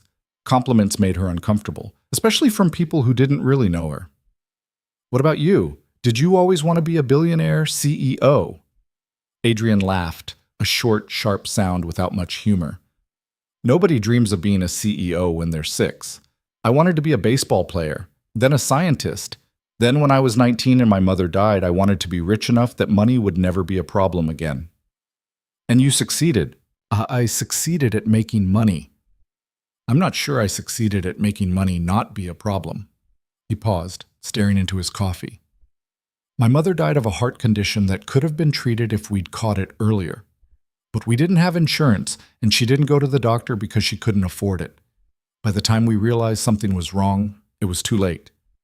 Eliza felt something tighten in her chest. "I'm sorry. I was so angry. At the healthcare system, at the universe, at myself for not being able to help her. I promised myself I'd never be that powerless again. So I worked. I built a company. I made more money than my mother ever dreamed of having. And then my wife died anyway, because money can't cure stage 4 cancer. and all the wealth in the world can't change that. His voice was flat, controlled, but Eliza could hear the pain underneath. The kind of pain that didn't fade, just learned to speak more quietly. "Sarah," Eliza said softly, remembering the Google search. "That was her name, right?" "Yeah, Sarah. We met in college, got married young, built a life together. She was an artist, painting, sculpture, anything she could get her hands on. She used to say that I thought too much about money and not enough about beauty." Was she right? Completely right. I was building a fortune, and she was building meaning. I thought I had time to learn from her, to slow down and appreciate what we had. Then she got sick, and suddenly there was no time, and all my money couldn't buy more of it. They sat in silence for a moment. Around them, the cafe continued its rhythm. Students studying, couples talking, someone in the corner laughing at their phone. Normal life, continuing obliviously while they sat in their small bubble of shared grief. "How do you do it?" Eliza asked finally. "How do you keep going when you've lost someone like that?" "Badly," Adrian said. "I work constantly. I throw myself into deals and acquisitions and board meetings because work has clear goals and measurable outcomes. I can succeed at work in a way I can't succeed at grief or single parenting." "That sounds lonely." "It is, but it's easier than the alternative." Eliza understood that better than she wanted to. After Marcus's father left, she'd thrown herself into work too. Not because she loved driving a taxi, but because work was something she could control. She couldn't control whether someone loved her or stayed with her, but she could control whether she showed up for her shift. "I went to Emma's parent-teacher conference," Adrian said, changing the subject with visible effort. "Tuesday afternoon. I cleared my schedule, showed up early, sat through the whole thing." "How was it?" "Eye-opening. Apparently Emma is brilliant at math but struggles with reading. She's shy in class but has two close friends. She draws pictures of our family during art time, her, me, and her mother, even though Sarah's been gone for 3 years." His voice cracked slightly. "Her teacher asked if we'd talked about grief counseling. I said yes, which was a lie. I haven't talked to Emma about grief at all. I've just been hoping she'd forget." "Kids don't forget." "I know, but talking about it means acknowledging it, and acknowledging it means feeling it, and I'm not ready to feel it." "When will you be ready?" "I don't know. Maybe never." He looked at Eliza directly, his eyes dark and honest. "Does that make me a terrible father?" "It makes you human. We all avoid the things that hurt. The question is whether you're going to keep avoiding it or whether you're going to do the hard thing for Emma's sake." Adrian was quiet for a long time. Outside, the rain had intensified, drumming against the windows and turning the street into a river of umbrellas. Someone at a nearby table laughed loudly at something, breaking the moment. "Can I ask you something?" Adrian said finally. "Sure. Why did you agree to meet me today? You said the wallet thing was about teaching Marcus integrity, but this isn't about that, so why come?" Eliza had been asking herself the same question for 3 days. She still wasn't sure of the answer, but she tried to put it into words anyway. "I spend most of my time either working or taking care of Marcus. I don't have friends, really. I don't have time for them. My conversations are with passengers who don't see me, or with my mother who criticizes me, or with my son who's 6. I'm lonely," she admitted. "And when we talked at the airport, I didn't feel lonely. I felt like someone was actually listening. I was listening." "I know, that's why I'm here." Adrian nodded slowly. "I'm lonely too. I'm surrounded by people all day. Employees, clients, business partners, but none of them know me. They know Adrian Cole, the CEO, but they don't know who I am when I take off the suit.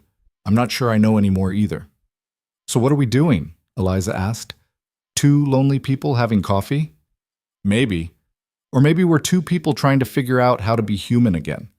The conversation shifted after that, becoming easier and less weighted. They talked about small things: Marcus's obsession with dinosaurs, Emma's fear of the dark, the ridiculous price of children's shoes, the way parenting meant constantly feeling inadequate.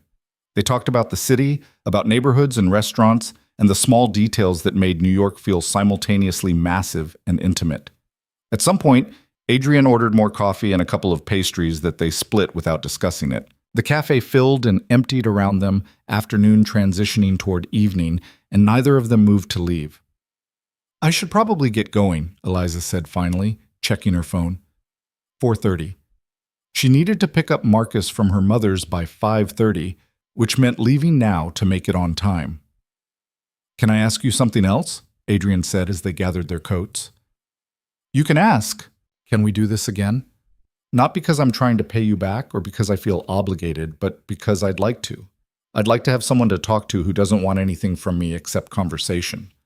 Eliza hesitated. The practical part of her brain was screaming warnings. This man was a billionaire. Their lives were incompatible.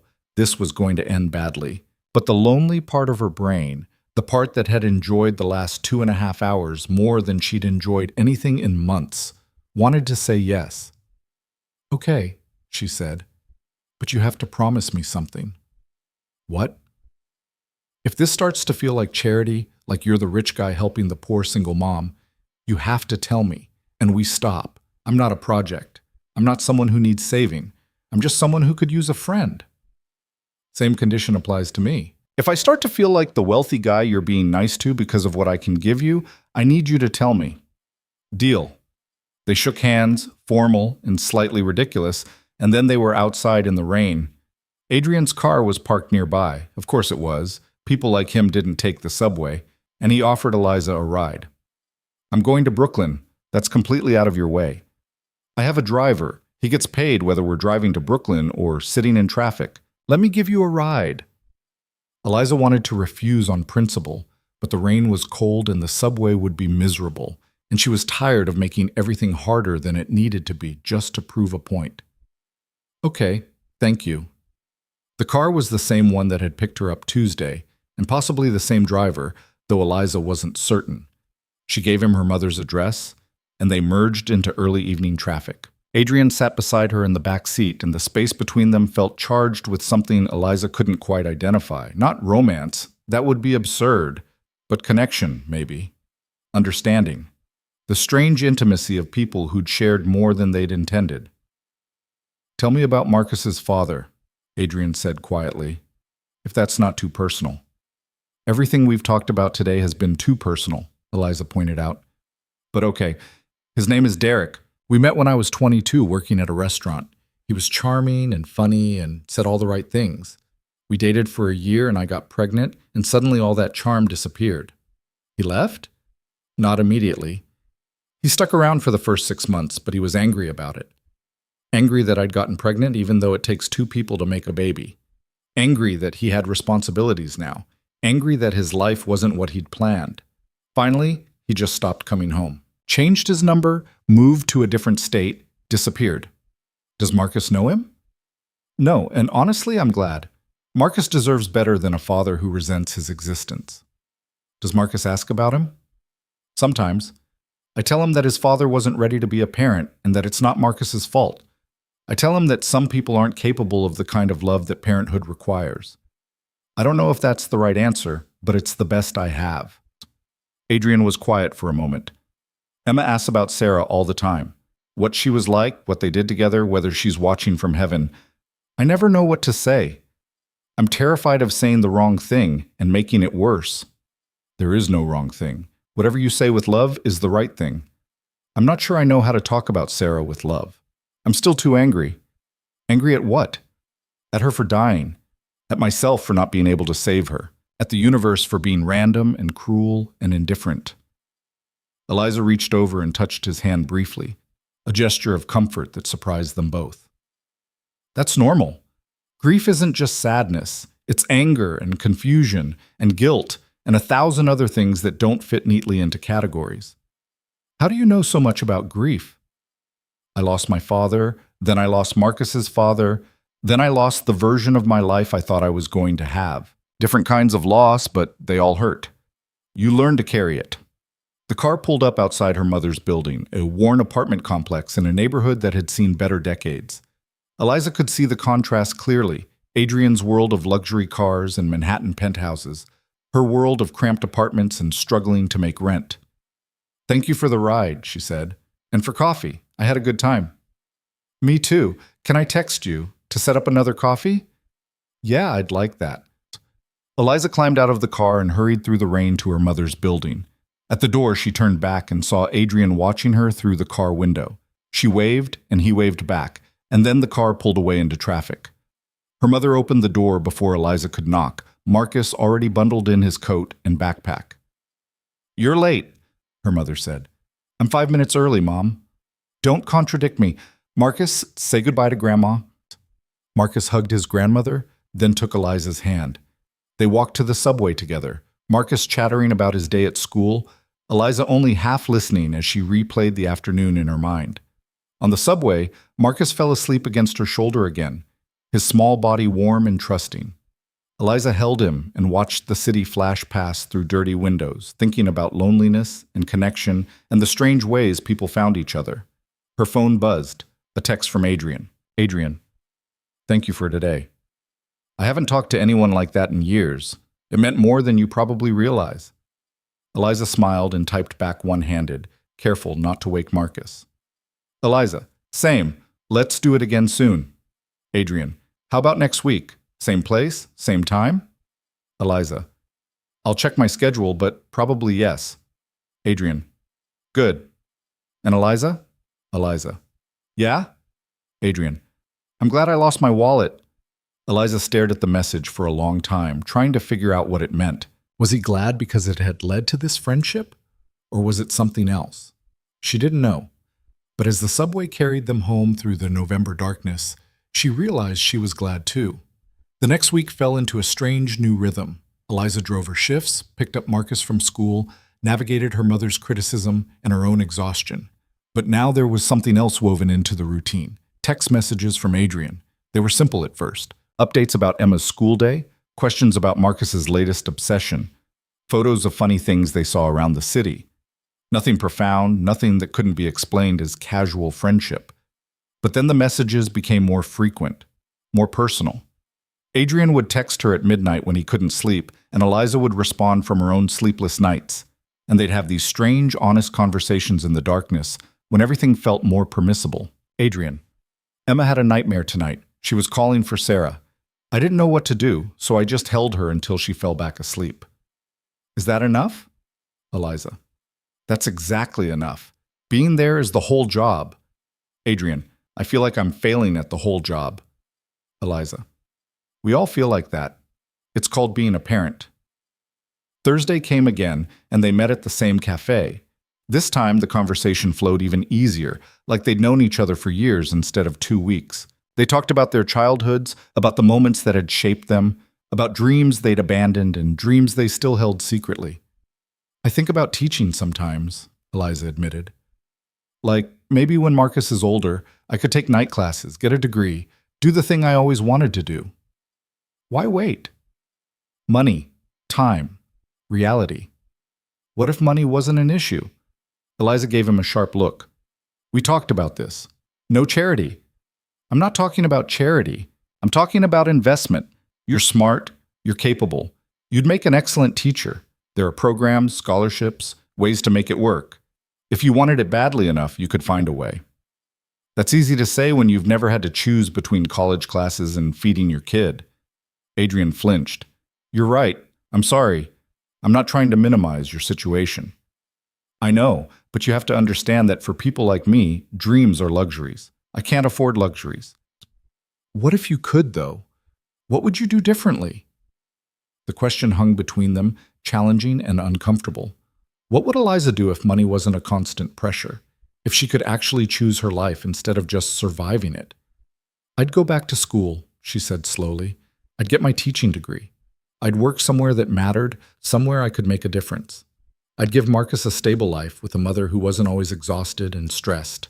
I'd stop living in survival mode and start actually living." That sounds like a good plan. It's not a plan. It's a fantasy. Why can't it be both? Eliza didn't have an answer for that. They sat in silence for a while, each lost in their own thoughts.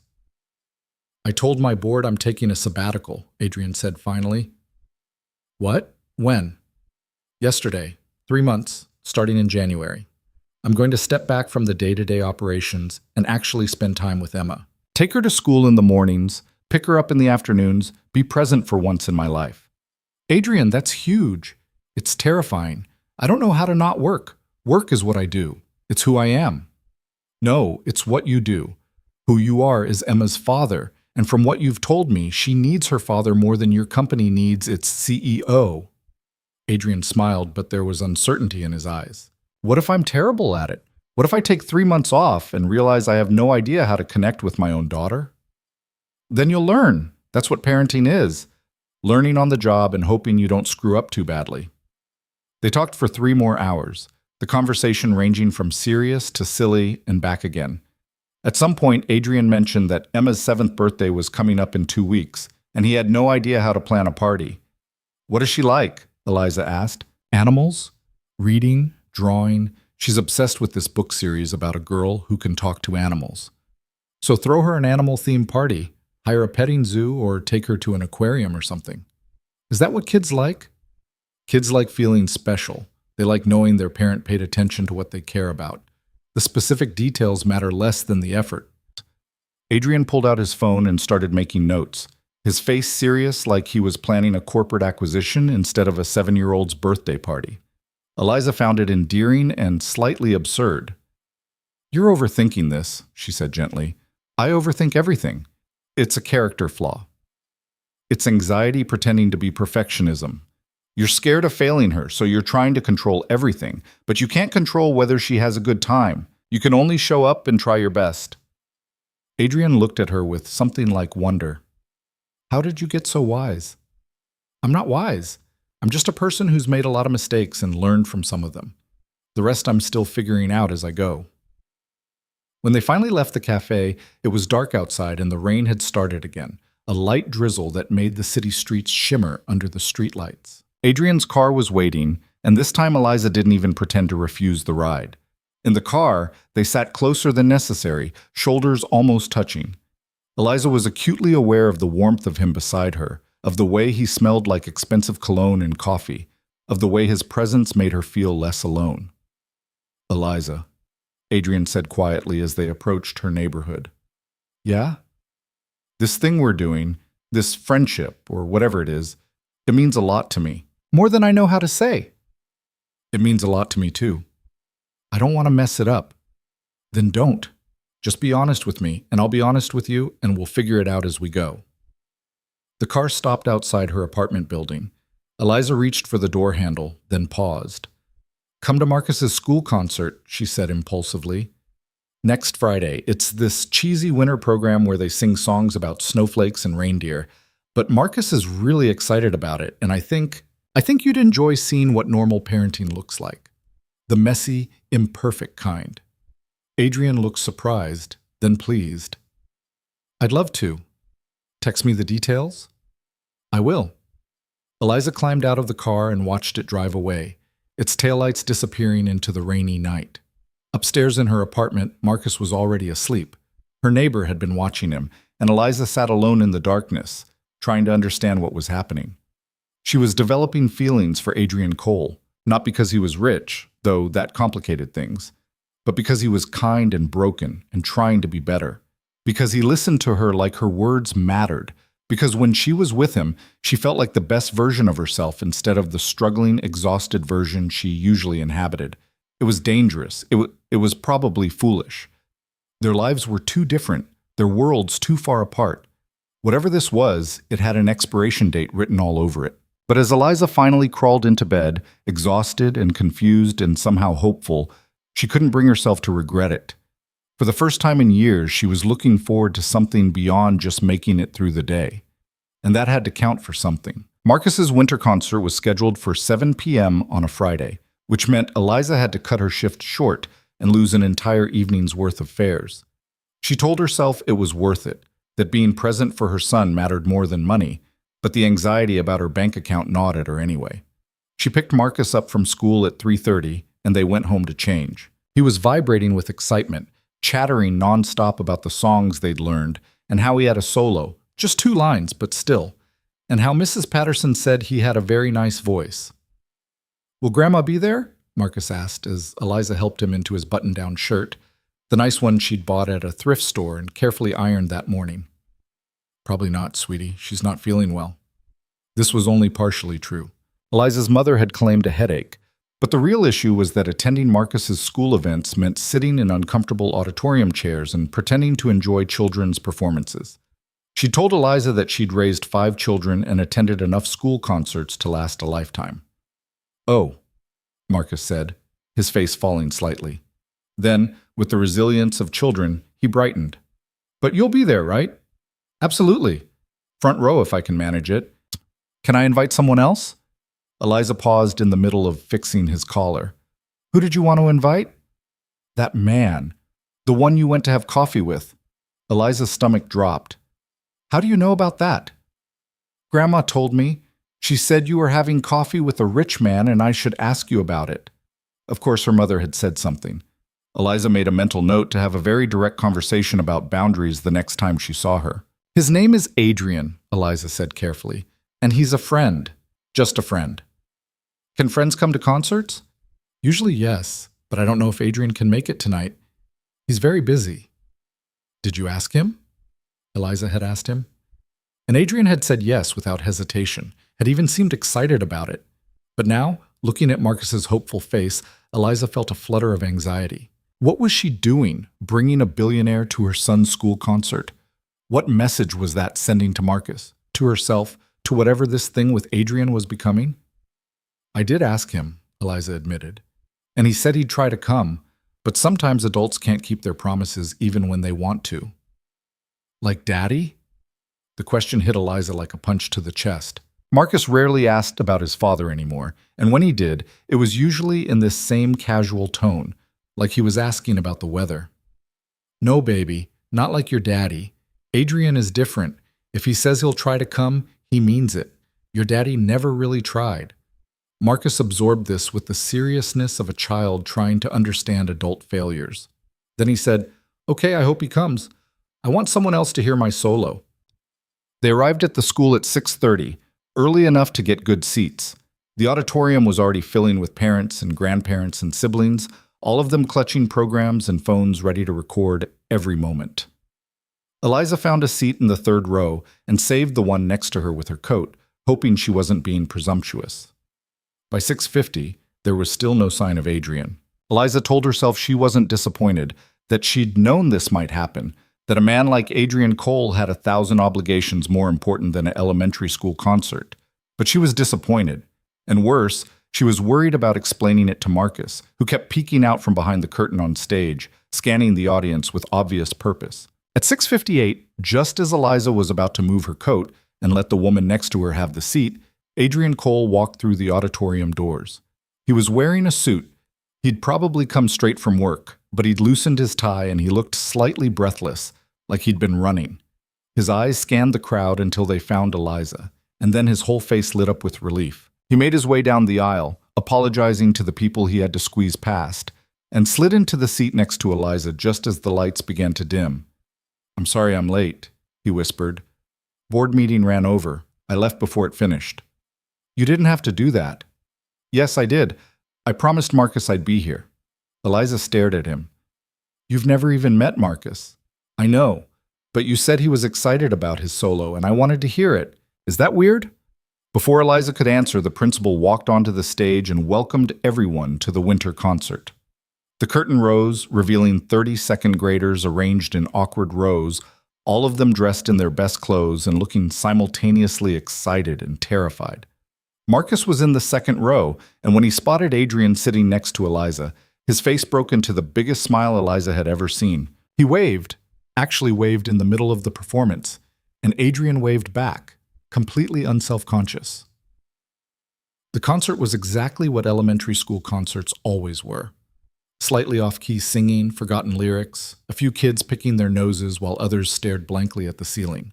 But when Marcus stepped forward for his 2-line solo, his voice clear and proud as he sang about snowflakes falling softly, Eliza felt tears prick at her eyes. She glanced at Adrian and found him watching Marcus with complete focus, a small smile on his face. When Marcus finished and stepped back into the group, Adrian applauded louder than anyone else in the auditorium. After the concert, parents crowded the hallway outside the auditorium, waiting for their children to emerge from backstage. Eliza stood slightly apart from the other families, aware of how she didn't quite fit. Her coat was older, her clothes less expensive, her her presence somehow more solitary even in a crowd. Adrian stood next to her, and suddenly Eliza became acutely aware of the looks they were getting. Some curious, some judgmental, some speculative. A man in an expensive suit standing next to a woman in a thrift store jacket. The math wasn't hard to do, and Eliza could practically hear the whispered assumptions. "You okay?" Adrian asked quietly. "People are staring. Let them stare." "Easy for you to say. You don't have to live with their judgment." Before Adrian could respond, Marcus burst through the doors, still wearing his concert clothes, his face flushed with excitement. He ran straight to Eliza and threw his arms around her waist. "Did you hear my solo? Did you hear it?" "I heard it, baby. You were amazing." Marcus pulled back and looked up at Adrian with open curiosity. "You came." "I did. And your solo was the best part of the whole concert." "Really? Really? You have a great voice." Marcus beamed, then grabbed Adrian's hand with the unselfconscious trust of children. "Do you want to see my classroom? We made snowflakes, and I made the biggest one, and Mrs. Patterson put it right in the middle of the window." Adrian looked at Eliza, asking permission with his eyes. Eliza nodded, and the three of them walked down the hallway to Marcus's classroom, her son chattering nonstop about snowflakes and reindeer and what he was hoping to get for Christmas. The classroom was empty now, decorated with construction paper artwork and alphabet posters. Marcus dragged Adrian to the window and pointed out his snowflake with obvious pride. Adrian examined it seriously, asking questions about the symmetry and the cutting technique, treating Marcus's work with the same focus he probably brought to business presentations. Eliza watched them together and felt something shift in her chest. This was dangerous. Marcus was already attaching to Adrian, already seeing him as someone important, and when this inevitable ended, when Adrian returned to his world of penthouses and board meetings, Marcus would be the one hurt by it. "We should go," Eliza said, perhaps more sharply than she intended. Marcus's face fell. "But I wanted to show him my science project." "Another time, maybe. It's late, and you have school tomorrow." In the parking lot, Adrian walked them to the subway entrance. Marcus held Eliza's hand but kept looking back at Adrian, reluctant to say goodbye. "Thank you for coming," Eliza said. It meant a lot to Marcus. "It meant a lot to me too," Adrian said. Then addressing Marcus directly, "You did great tonight. I'm proud of you." Marcus glowed under the praise. "Will you come to my next concert?" Adrian glanced at Eliza, uncertain. She gave a tiny shake of her head. "Don't make promises you can't keep." "We'll see," Adrian said carefully. "But I had fun tonight. Thank you for inviting me." After they said goodbye and descended into the subway, Marcus wouldn't stop talking about Adrian. How nice he was, how he really listened, how he said Marcus had the best solo. On and on until Eliza wanted to scream. At home, after Marcus was finally asleep, Eliza's phone buzzed. "Adrian, thank you for letting me come tonight. Watching Marcus perform reminded me why any of this matters. I'm taking Emma to her school's holiday program next week. First time I haven't missed it." Eliza, "That's good. She'll be happy." Adrian, "Can we talk?" "Not by text." Eliza's heart rate picked up. This felt like the beginning of a conversation she'd been dreading. The one where they acknowledged that whatever this was had gotten too complicated, too messy, too real. Her phone rang. She answered. "Hi." Adrian's voice came through, warm and slightly uncertain. "Hi. I need to tell you something, and I need to do it before I lose my nerve." Eliza sat down on her couch, gripping the phone tighter. "Okay. I have feelings for you, real feelings, not just friendship. I think about you constantly. I rearrange my schedule so I can see you. Tonight, watching you with Marcus, seeing what an incredible mother you are, it made me realize that what I feel isn't going away, and I needed you to know that." Eliza's breath caught. She'd known, on some level, but hearing him say it made it real and terrifying. "Adrian, let me finish. I know this is complicated. I know our lives are different, and there are a million practical reasons why this doesn't make sense. But I also know that I haven't felt this way since Sarah died. I didn't think I could feel this way again, and I can't pretend anymore that you're just a friend." Silence stretched between them. Eliza could hear her own heartbeat, could feel the weight of the moment pressing down on her. "I have feelings for you too," she said finally, her voice barely above a whisper. But I'm scared. Of what? Of everything. Of getting hurt. Of Marcus getting hurt. Of the fact that you're a billionaire and I drive a taxi and those worlds don't mix. Of people judging us and judging Marcus and making assumptions about why we're together. I don't care what people think. You can afford not to care. I can't. I have to live in the real world where single mothers who get involved with wealthy men are assumed to be gold diggers, where my son would be seen as leverage or baggage instead of the amazing kid he is. Adrian was quiet for a moment. You're right. I'm sorry. I wasn't thinking about how this would affect you and Marcus. It's not just that, Eliza continued, the words spilling out now. What happens when you get tired of playing at normal life? When you realize that dating a taxi driver with a kid in a complicated family situation isn't the romantic adventure you thought it would be. When you go back to your world and we're left in ours, except now Marcus has lost another father figure? I wouldn't do that to him. Or to you. You don't know that. You can't promise that. No, I can't promise the future, but I can promise to be honest, to be present, to try my best. Isn't that all any of us can do? Eliza wanted to believe him. She wanted it so badly it physically hurt. But belief required trust, and trust required letting go of the protective walls she'd built around herself and Marcus. I need time, she said, to think about this, to figure out what it would mean. Take all the time you need. I'm not going anywhere. After they hung up, Eliza sat in the darkness of her apartment for a long time. Outside, the city hummed with its constant energy, sirens and car horns and voices, the soundtrack of millions of lives unfolding simultaneously. She thought about Adrian's confession, about her own feelings, about the impossible situation they'd stumbled into. She thought about Marcus's face when Adrian had shown up at the concert, about the way her son had held Adrian's hand so trustingly. She thought about Derek, Marcus's father, and the promises he'd made and broken, about her own father, who'd left when she was 10 with similar promises about coming back, about every man who'd ever claimed to care and then disappeared when things got hard. But Adrian wasn't those men. She knew that intellectually. He'd already proven himself in small ways, showing up when he said he would, listening when she talked, respecting her boundaries even when it was inconvenient. Still, knowing something intellectually and trusting it emotionally were two different things. The next few days were strange. Eliza and Adrian texted, but carefully, both of them dancing around the confession that now hung between them. They didn't make plans to meet. They didn't talk about feelings. They just checked in, shared small moments from their days, maintained the connection without pushing it forward. Until Tuesday, when Marcus came down with a fever. It started as a mild temperature that morning, nothing alarming. Eliza gave him children's Tylenol and sent him to school, figuring it was just a cold.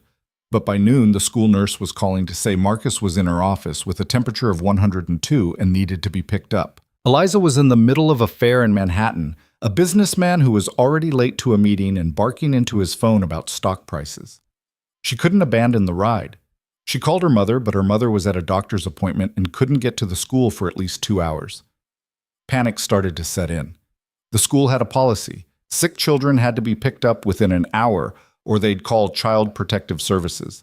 It was extreme, but it was policy. Eliza pulled over, ignoring her passengers' protests, and scrolled frantically through her contacts. She had no one. No friends who could drop everything, no family nearby, no backup plan for emergencies. Her finger hovered over Adrian's name. She couldn't call him. It was too much to ask. They weren't even officially dating, and she was going to ask him to pick up her sick child from school? But the clock was ticking, and she had no other options. She pressed call. Eliza, is everything okay? I need help. The words came out more desperate than she'd intended. Marcus is sick at school, and I can't get there in time, and my mother can't come, and I don't know what to do. Where's his school? She gave him the address, expecting hesitation or excuses. Instead, Adrian said, I'm 20 minutes away. I'll be there in 15. What do I need to tell them? That you're a family friend picking him up on my behalf. I'll call the office right now and authorize it. Okay, don't worry. I've got this. 15 minutes later, Adrian walked into the school office in his business suit, introduced himself to the nurse, and collected a feverish, slightly confused Marcus. He called Eliza from the car. I've got him. He's okay, just tired and warm. Where should I take him? My apartment. I'll meet you there as soon as I can. Eliza, I don't have keys to your apartment. She gave him the address and told him where she hid the spare key, under a loose brick by the back entrance. It felt insanely intimate, giving a man she'd known for 3 weeks access to her home. But she didn't have a choice. Adrian found the key, let himself into her apartment, and settled Marcus on the couch with blankets and water and children's fever reducer. When Eliza finally burst through the door 45 minutes later, she found them watching cartoons together, Marcus's head resting against Adrian's shoulder. "Mama!" Marcus perked up slightly when he saw her. "Adrian came to get me. He let me pick the shows." Eliza felt tears prick at her eyes. Relief, gratitude, and something else she couldn't quite name. "Thank you," she said to Adrian.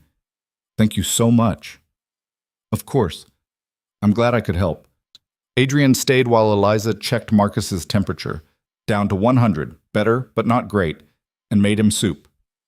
He didn't hover or get in the way. He just sat with Marcus, keeping him entertained and comfortable, letting Eliza do what she needed to do. At some point, Marcus fell asleep on the couch, and Eliza and Adrian moved to the kitchen table, speaking in low voices. "I'm sorry for calling you like that," Eliza said. "I didn't know what else to do." "Don't apologize. I'm glad you called me. I want to be someone you can call when things get hard." "This is exactly what I was afraid of," Eliza said quietly.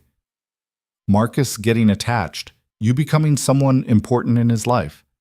What happens if this doesn't work out?" Adrian reached across the table and took her hand. "Then we handle it carefully and honestly, the same way we'd handle anything else. But Eliza, I'm not going anywhere. I meant what I said on the phone. I have real feelings for you, and I'm willing to navigate whatever complications come with that. Even a sick 6-year-old and a mother-in-law who hates you and a life that's nothing like yours? Especially all of that, because that's real life, and I've spent 3 years hiding from real life. You're bringing me back to it, and I don't want to lose that." Eliza looked at their hands, at the way his fingers were wrapped around hers. She thought about trust and risk, and the courage it took to let someone in. She thought about Marcus, sleeping peacefully on the couch because he trusted that the adults in his life would take care of him. Maybe it was time to trust someone too. "Okay," she said softly. "Let's try this. Really try it, but slowly. And if it starts to feel wrong or forced or like we're making a mistake, we talk about it immediately. No hiding, no pretending." "Deal." Adrian stayed until Eliza's mother arrived to help with Marcus, which happened to be 3 hours later. By then, Marcus's fever had broken, and he was feeling well enough to be cranky about missing his favorite TV show. Adrian said goodbye at the door, squeezed Eliza's hand once, and left. Eliza's mother watched him go with narrowed eyes. "That's the rich man. His name is Adrian, Mom. And yes, what does he want with you?" The question stung, even though Eliza had asked herself the same thing 100 times. "He likes me. And I like him. Men like that don't date women like you, not seriously. Maybe this one does," her mother sniffed. "Don't come crying to me when it falls apart. I warned you." Eliza didn't have the energy to argue. She just nodded and retreated to check on Marcus, leaving her mother in the living room with her disapproval and her certainty that happiness was something other people had. That night, after her mother left and Marcus was sleeping soundly in his bed, Eliza received a text from Adrian. "Adrian, Emma's birthday party is this Saturday. I'm completely lost on the planning. Would you be willing to help? You seem to understand kids better than I do." Eliza smiled. "Eliza, are you asking me on a date to plan a 7-year-old's birthday party?" Adrian, "Is that weird?" Eliza, "It's perfect. When and where?" Adrian, "My place, tomorrow after you finish your shift. I'll order food and we can brainstorm, and you can meet Emma." Meeting Emma. That felt significant, like crossing a threshold they couldn't uncross. But they were trying this, really trying it, and that meant stepping into each other's worlds. Eliza, "Okay, text me the address." The address he sent was in the kind of building Eliza had only ever seen from the outside. The kind with a doorman and a lobby that looked like a hotel and elevators that probably cost more than her entire apartment. But she'd committed to trying, so Thursday evening she put on her better jeans and her cleanest sweater and took the subway to Manhattan. The doorman looked at her with barely concealed skepticism, But when she gave Adrian's name, he called up and then waved her toward the elevators with reluctant courtesy. Adrian's apartment was on the 32nd floor. When the elevator doors opened directly into his foyer, because of course his elevator opened directly into his apartment, Eliza stood frozen for a moment, taking it all in. Floor-to-ceiling windows with views of the city that belonged on postcards, hardwood floors that gleamed, artwork on the walls that looked expensive and important, furniture that was modern and minimalist and probably cost more than Eliza made in a year. And standing in the middle of it all was a small girl with dark hair and serious brown eyes, wearing pajamas with cats on them. "You must be Eliza," Emma said with the formal politeness of a child who'd been coached on manners. "My daddy says you're his friend." "I am," Eliza said, crouching down to Emma's level. "And you must be Emma. Your dad talks about you all the time." "Does he?" Emma looked surprised. "All the time. He told me you want to be a veterinarian princess." Emma giggled, and just like that, the formality broke. "That's because animals need saving, but they also need pretty dresses." "That makes perfect sense to me." Adrian appeared from somewhere deeper in the apartment, wearing jeans and a sweater instead of his usual suit. He looked younger, more relaxed, more real. "You made it," he said, relief evident in his voice. "I did. Your building is intimidating, by the way." "I know. I'm sorry. I forget what it looks like to people who don't live here." They ordered Thai food and spread out on the living room floor because Emma insisted that planning parties required sitting on the floor, and started brainstorming birthday ideas. Emma wanted animals and books and cake and friends and a bouncy castle and face painting and approximately 17 other things that couldn't possibly fit into one party. But watching Adrian take notes seriously, promising to figure out how to make as much of it happen as possible, Eliza felt something warm settle in her chest. He was trying. He was showing up. He was being present with his daughter in a way he clearly hadn't been before. At one point, Emma turned to Eliza and asked, "Are you my daddy's girlfriend?" Eliza froze. Adrian looked like he'd swallowed his tongue. The question hung in the air, impossibly direct in the way only children could be. "We're friends," Eliza said carefully. "But maybe someday we'll be more than that. Is that okay with you?" Emma considered this with the seriousness of a judge. "Will you be nice to him? His last girlfriend wasn't nice." "Emma," Adrian started, but Emma talked over him. "She only came over twice, and she looked at everything like it wasn't good enough, and she made Daddy sad." Eliza's heart ached for both of them. "I promise to be nice to your daddy. And to you. If that ever changes, you can tell me and I'll leave." "Okay, I like you better already." Later, after Emma had gone to bed and Adrian and Eliza were cleaning up the remnants of party planning, Adrian apologized. "I'm sorry about Emma asking if you were my girlfriend. I haven't talked to her about us yet because I wasn't sure what to say." "It's okay. She's perceptive. Kids usually are." "What she said about my ex-girlfriend, that was Charlotte. We dated for about 2 months last year. Emma's right. She looked at everything like it wasn't good enough, including me." "Her loss," Adrian smiled. "You handled Emma's question really well. The part about promising to leave if you're not nice anymore, that was smart. It gave her some control." Kids need to feel like they have some say in what happens to them. Marcus is the same way. They stood in the kitchen, the city glittering through the windows behind them, and Eliza felt the shift happening. This wasn't just coffee anymore. This wasn't just texts and careful conversations. This was becoming real.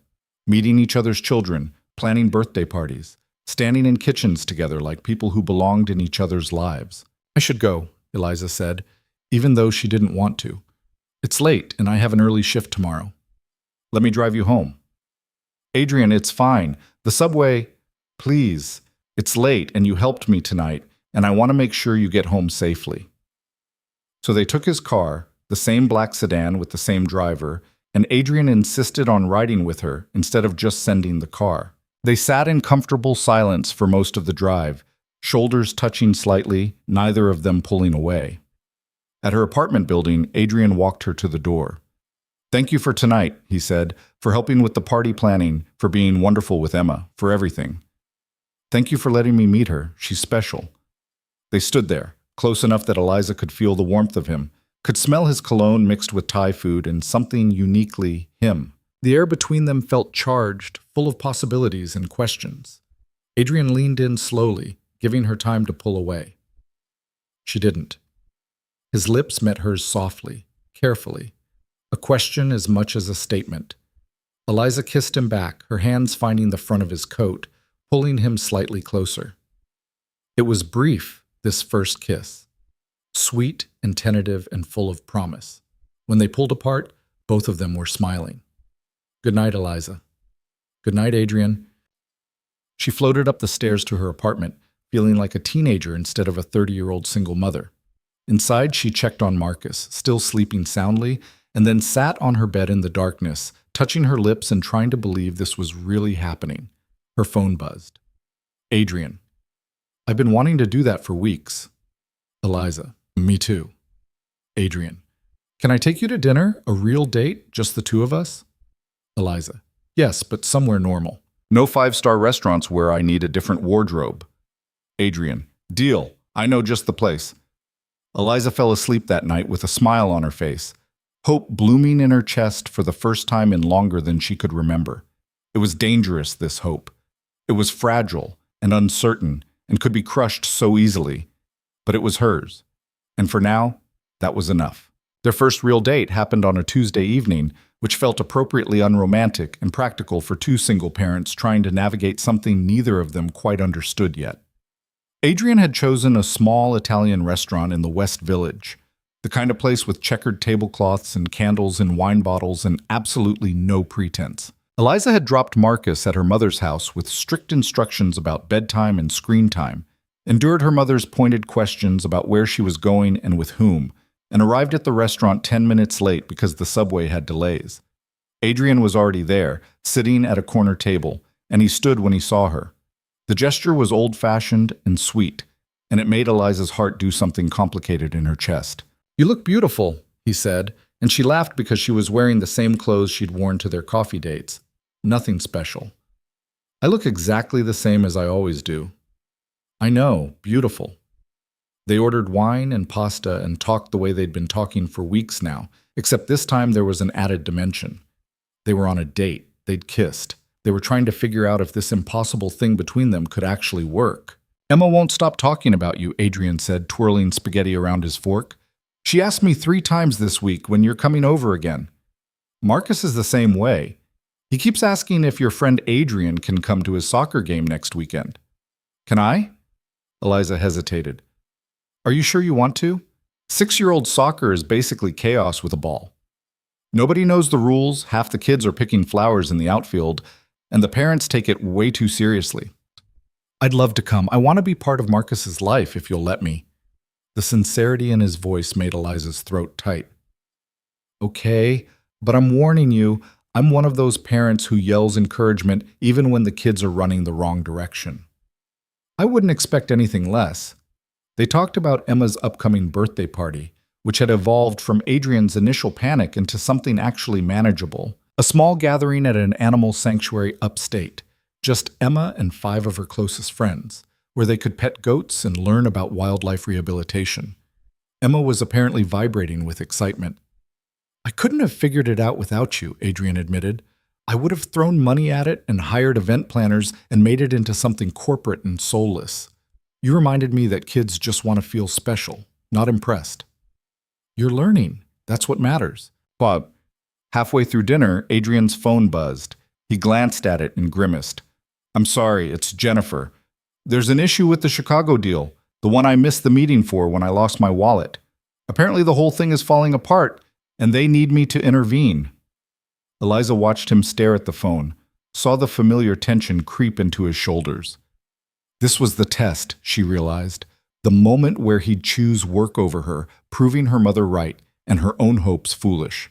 Adrian silenced his phone and put it face down on the table. "They can figure it out," he said firmly.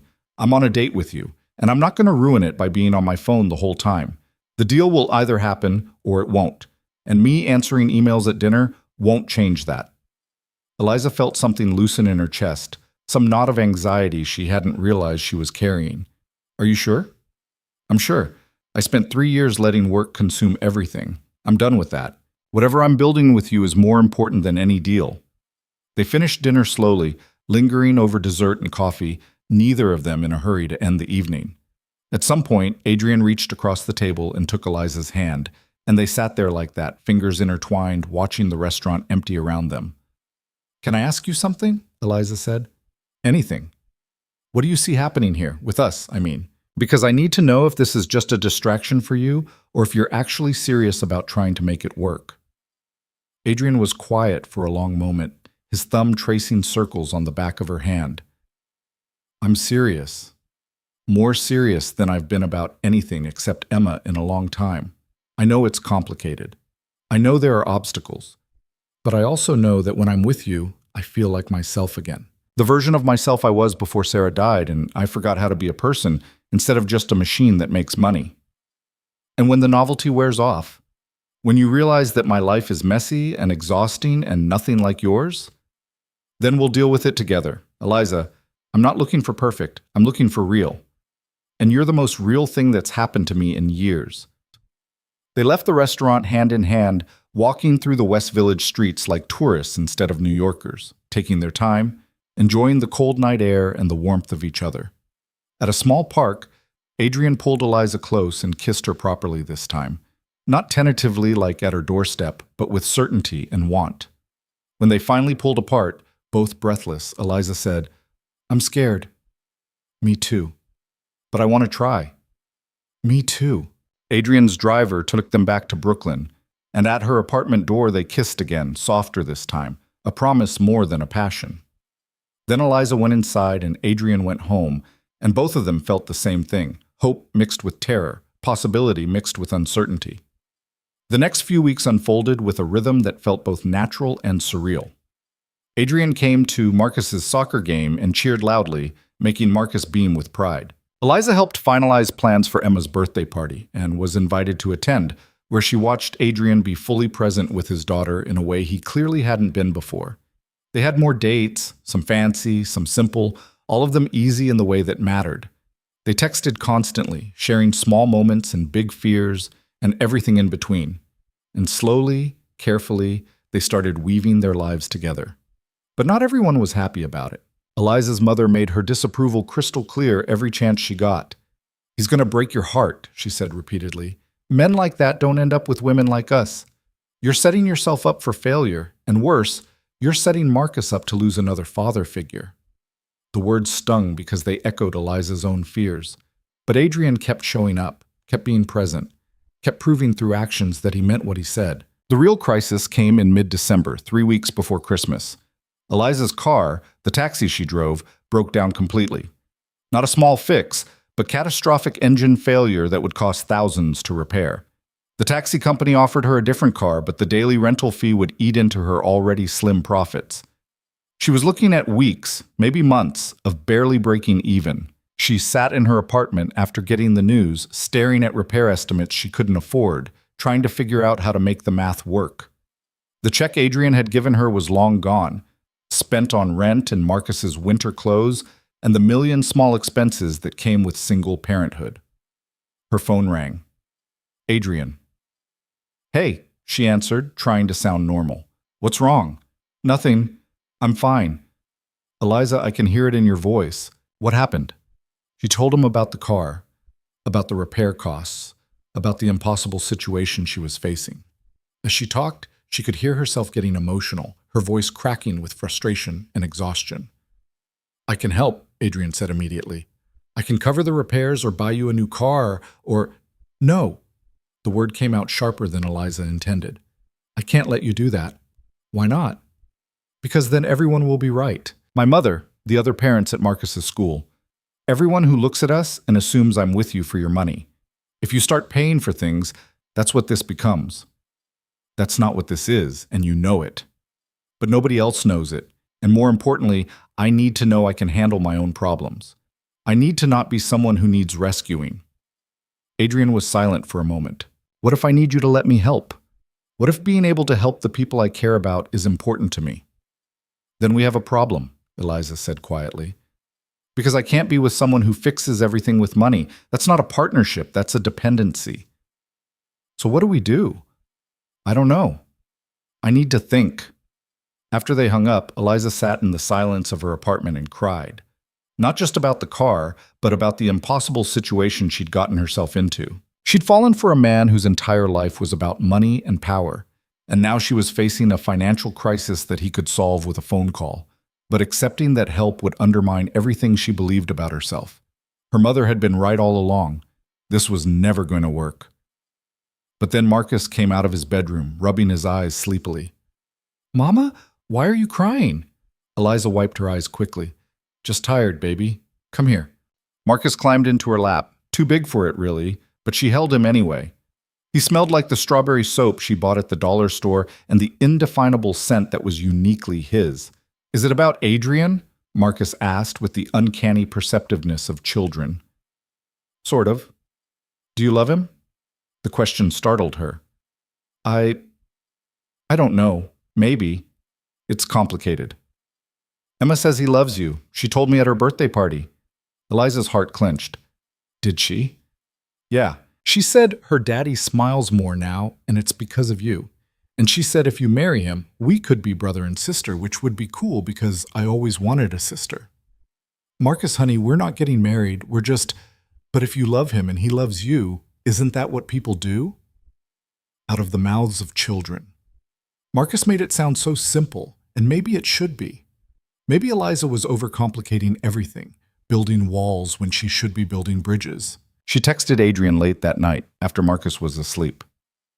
"Eliza, I'm sorry about earlier. I'm scared and I'm taking it out on you. Can we talk tomorrow?"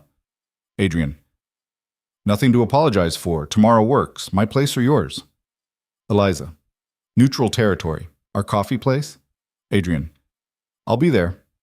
The next afternoon, they met at Common Ground Coffee, the same place where they'd had their first real conversation. They ordered the same drinks and sat at the same table, and for a moment it felt like going back in time to when things were simpler.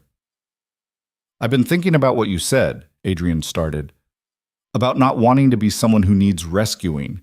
And you're right, I can't fix all your problems with money. But Eliza, partnerships mean helping each other. It means letting people in, even when it's uncomfortable. I know, but my whole life I've had to be self-sufficient. I've had to prove I could handle things alone. And if I start depending on you, what happens when you're not there anymore? I'm going to be here. I know you don't fully believe that yet, but I'm going to keep showing up until you do." Eliza looked at him across the table, at the sincerity in his eyes, and felt her defenses crumbling. "I got a quote for the car repairs. It's $4,800. I can scrape together maybe half of that if I use my emergency fund and pick up extra shifts. The rest, I don't know. Let me help. Adrian, not as charity, as a loan. You pay me back when you can, no interest, no timeline. Or let me co-sign for a loan at a bank so you get better terms. Or help me figure out a third option I haven't thought of. But please, don't shut me out because you're afraid of what it means to accept help." Eliza sat with that for a moment.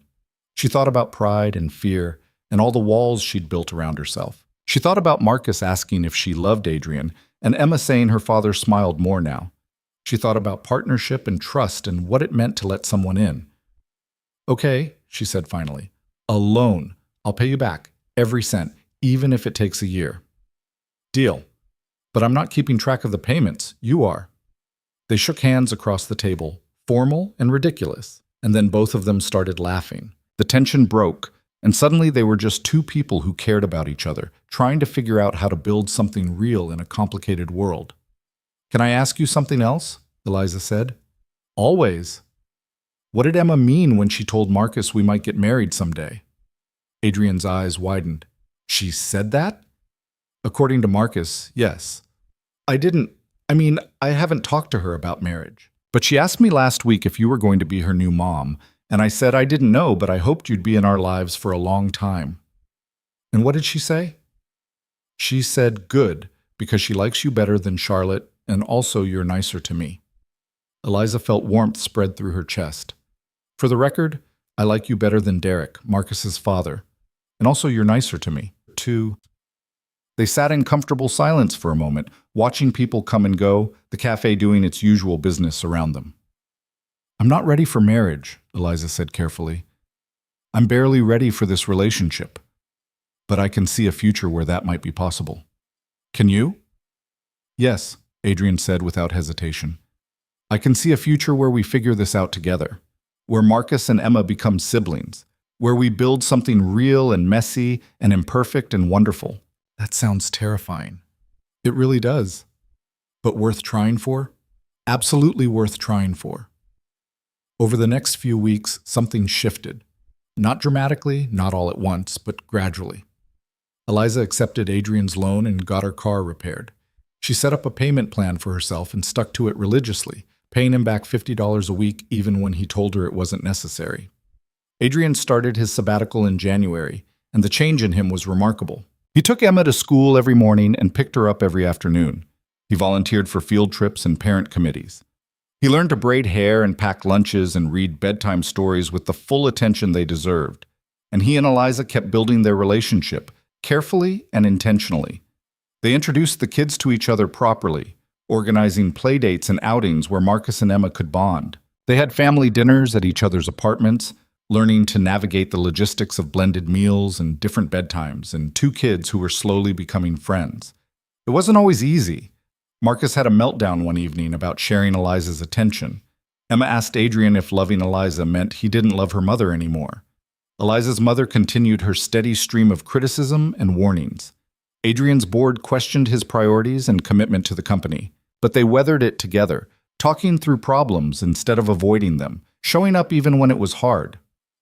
In March, something unexpected happened. Eliza got a call from a community college she'd applied to months ago, before she'd met Adrian. She'd submitted an application for their education program on a whim, not really believing anything would come of it. But they were calling to offer her a scholarship, a full ride, including stipends for books and materials specifically for single parents pursuing teaching degrees. She accepted immediately, then called Adrian, crying with joy and terror in equal measure. "This is incredible," he said. "I'm so proud of you." "I'm terrified. I haven't been in school in years. What if I can't handle it? What if I fail?" "You won't fail. And even if you struggle, you'll figure it out. That's what you do."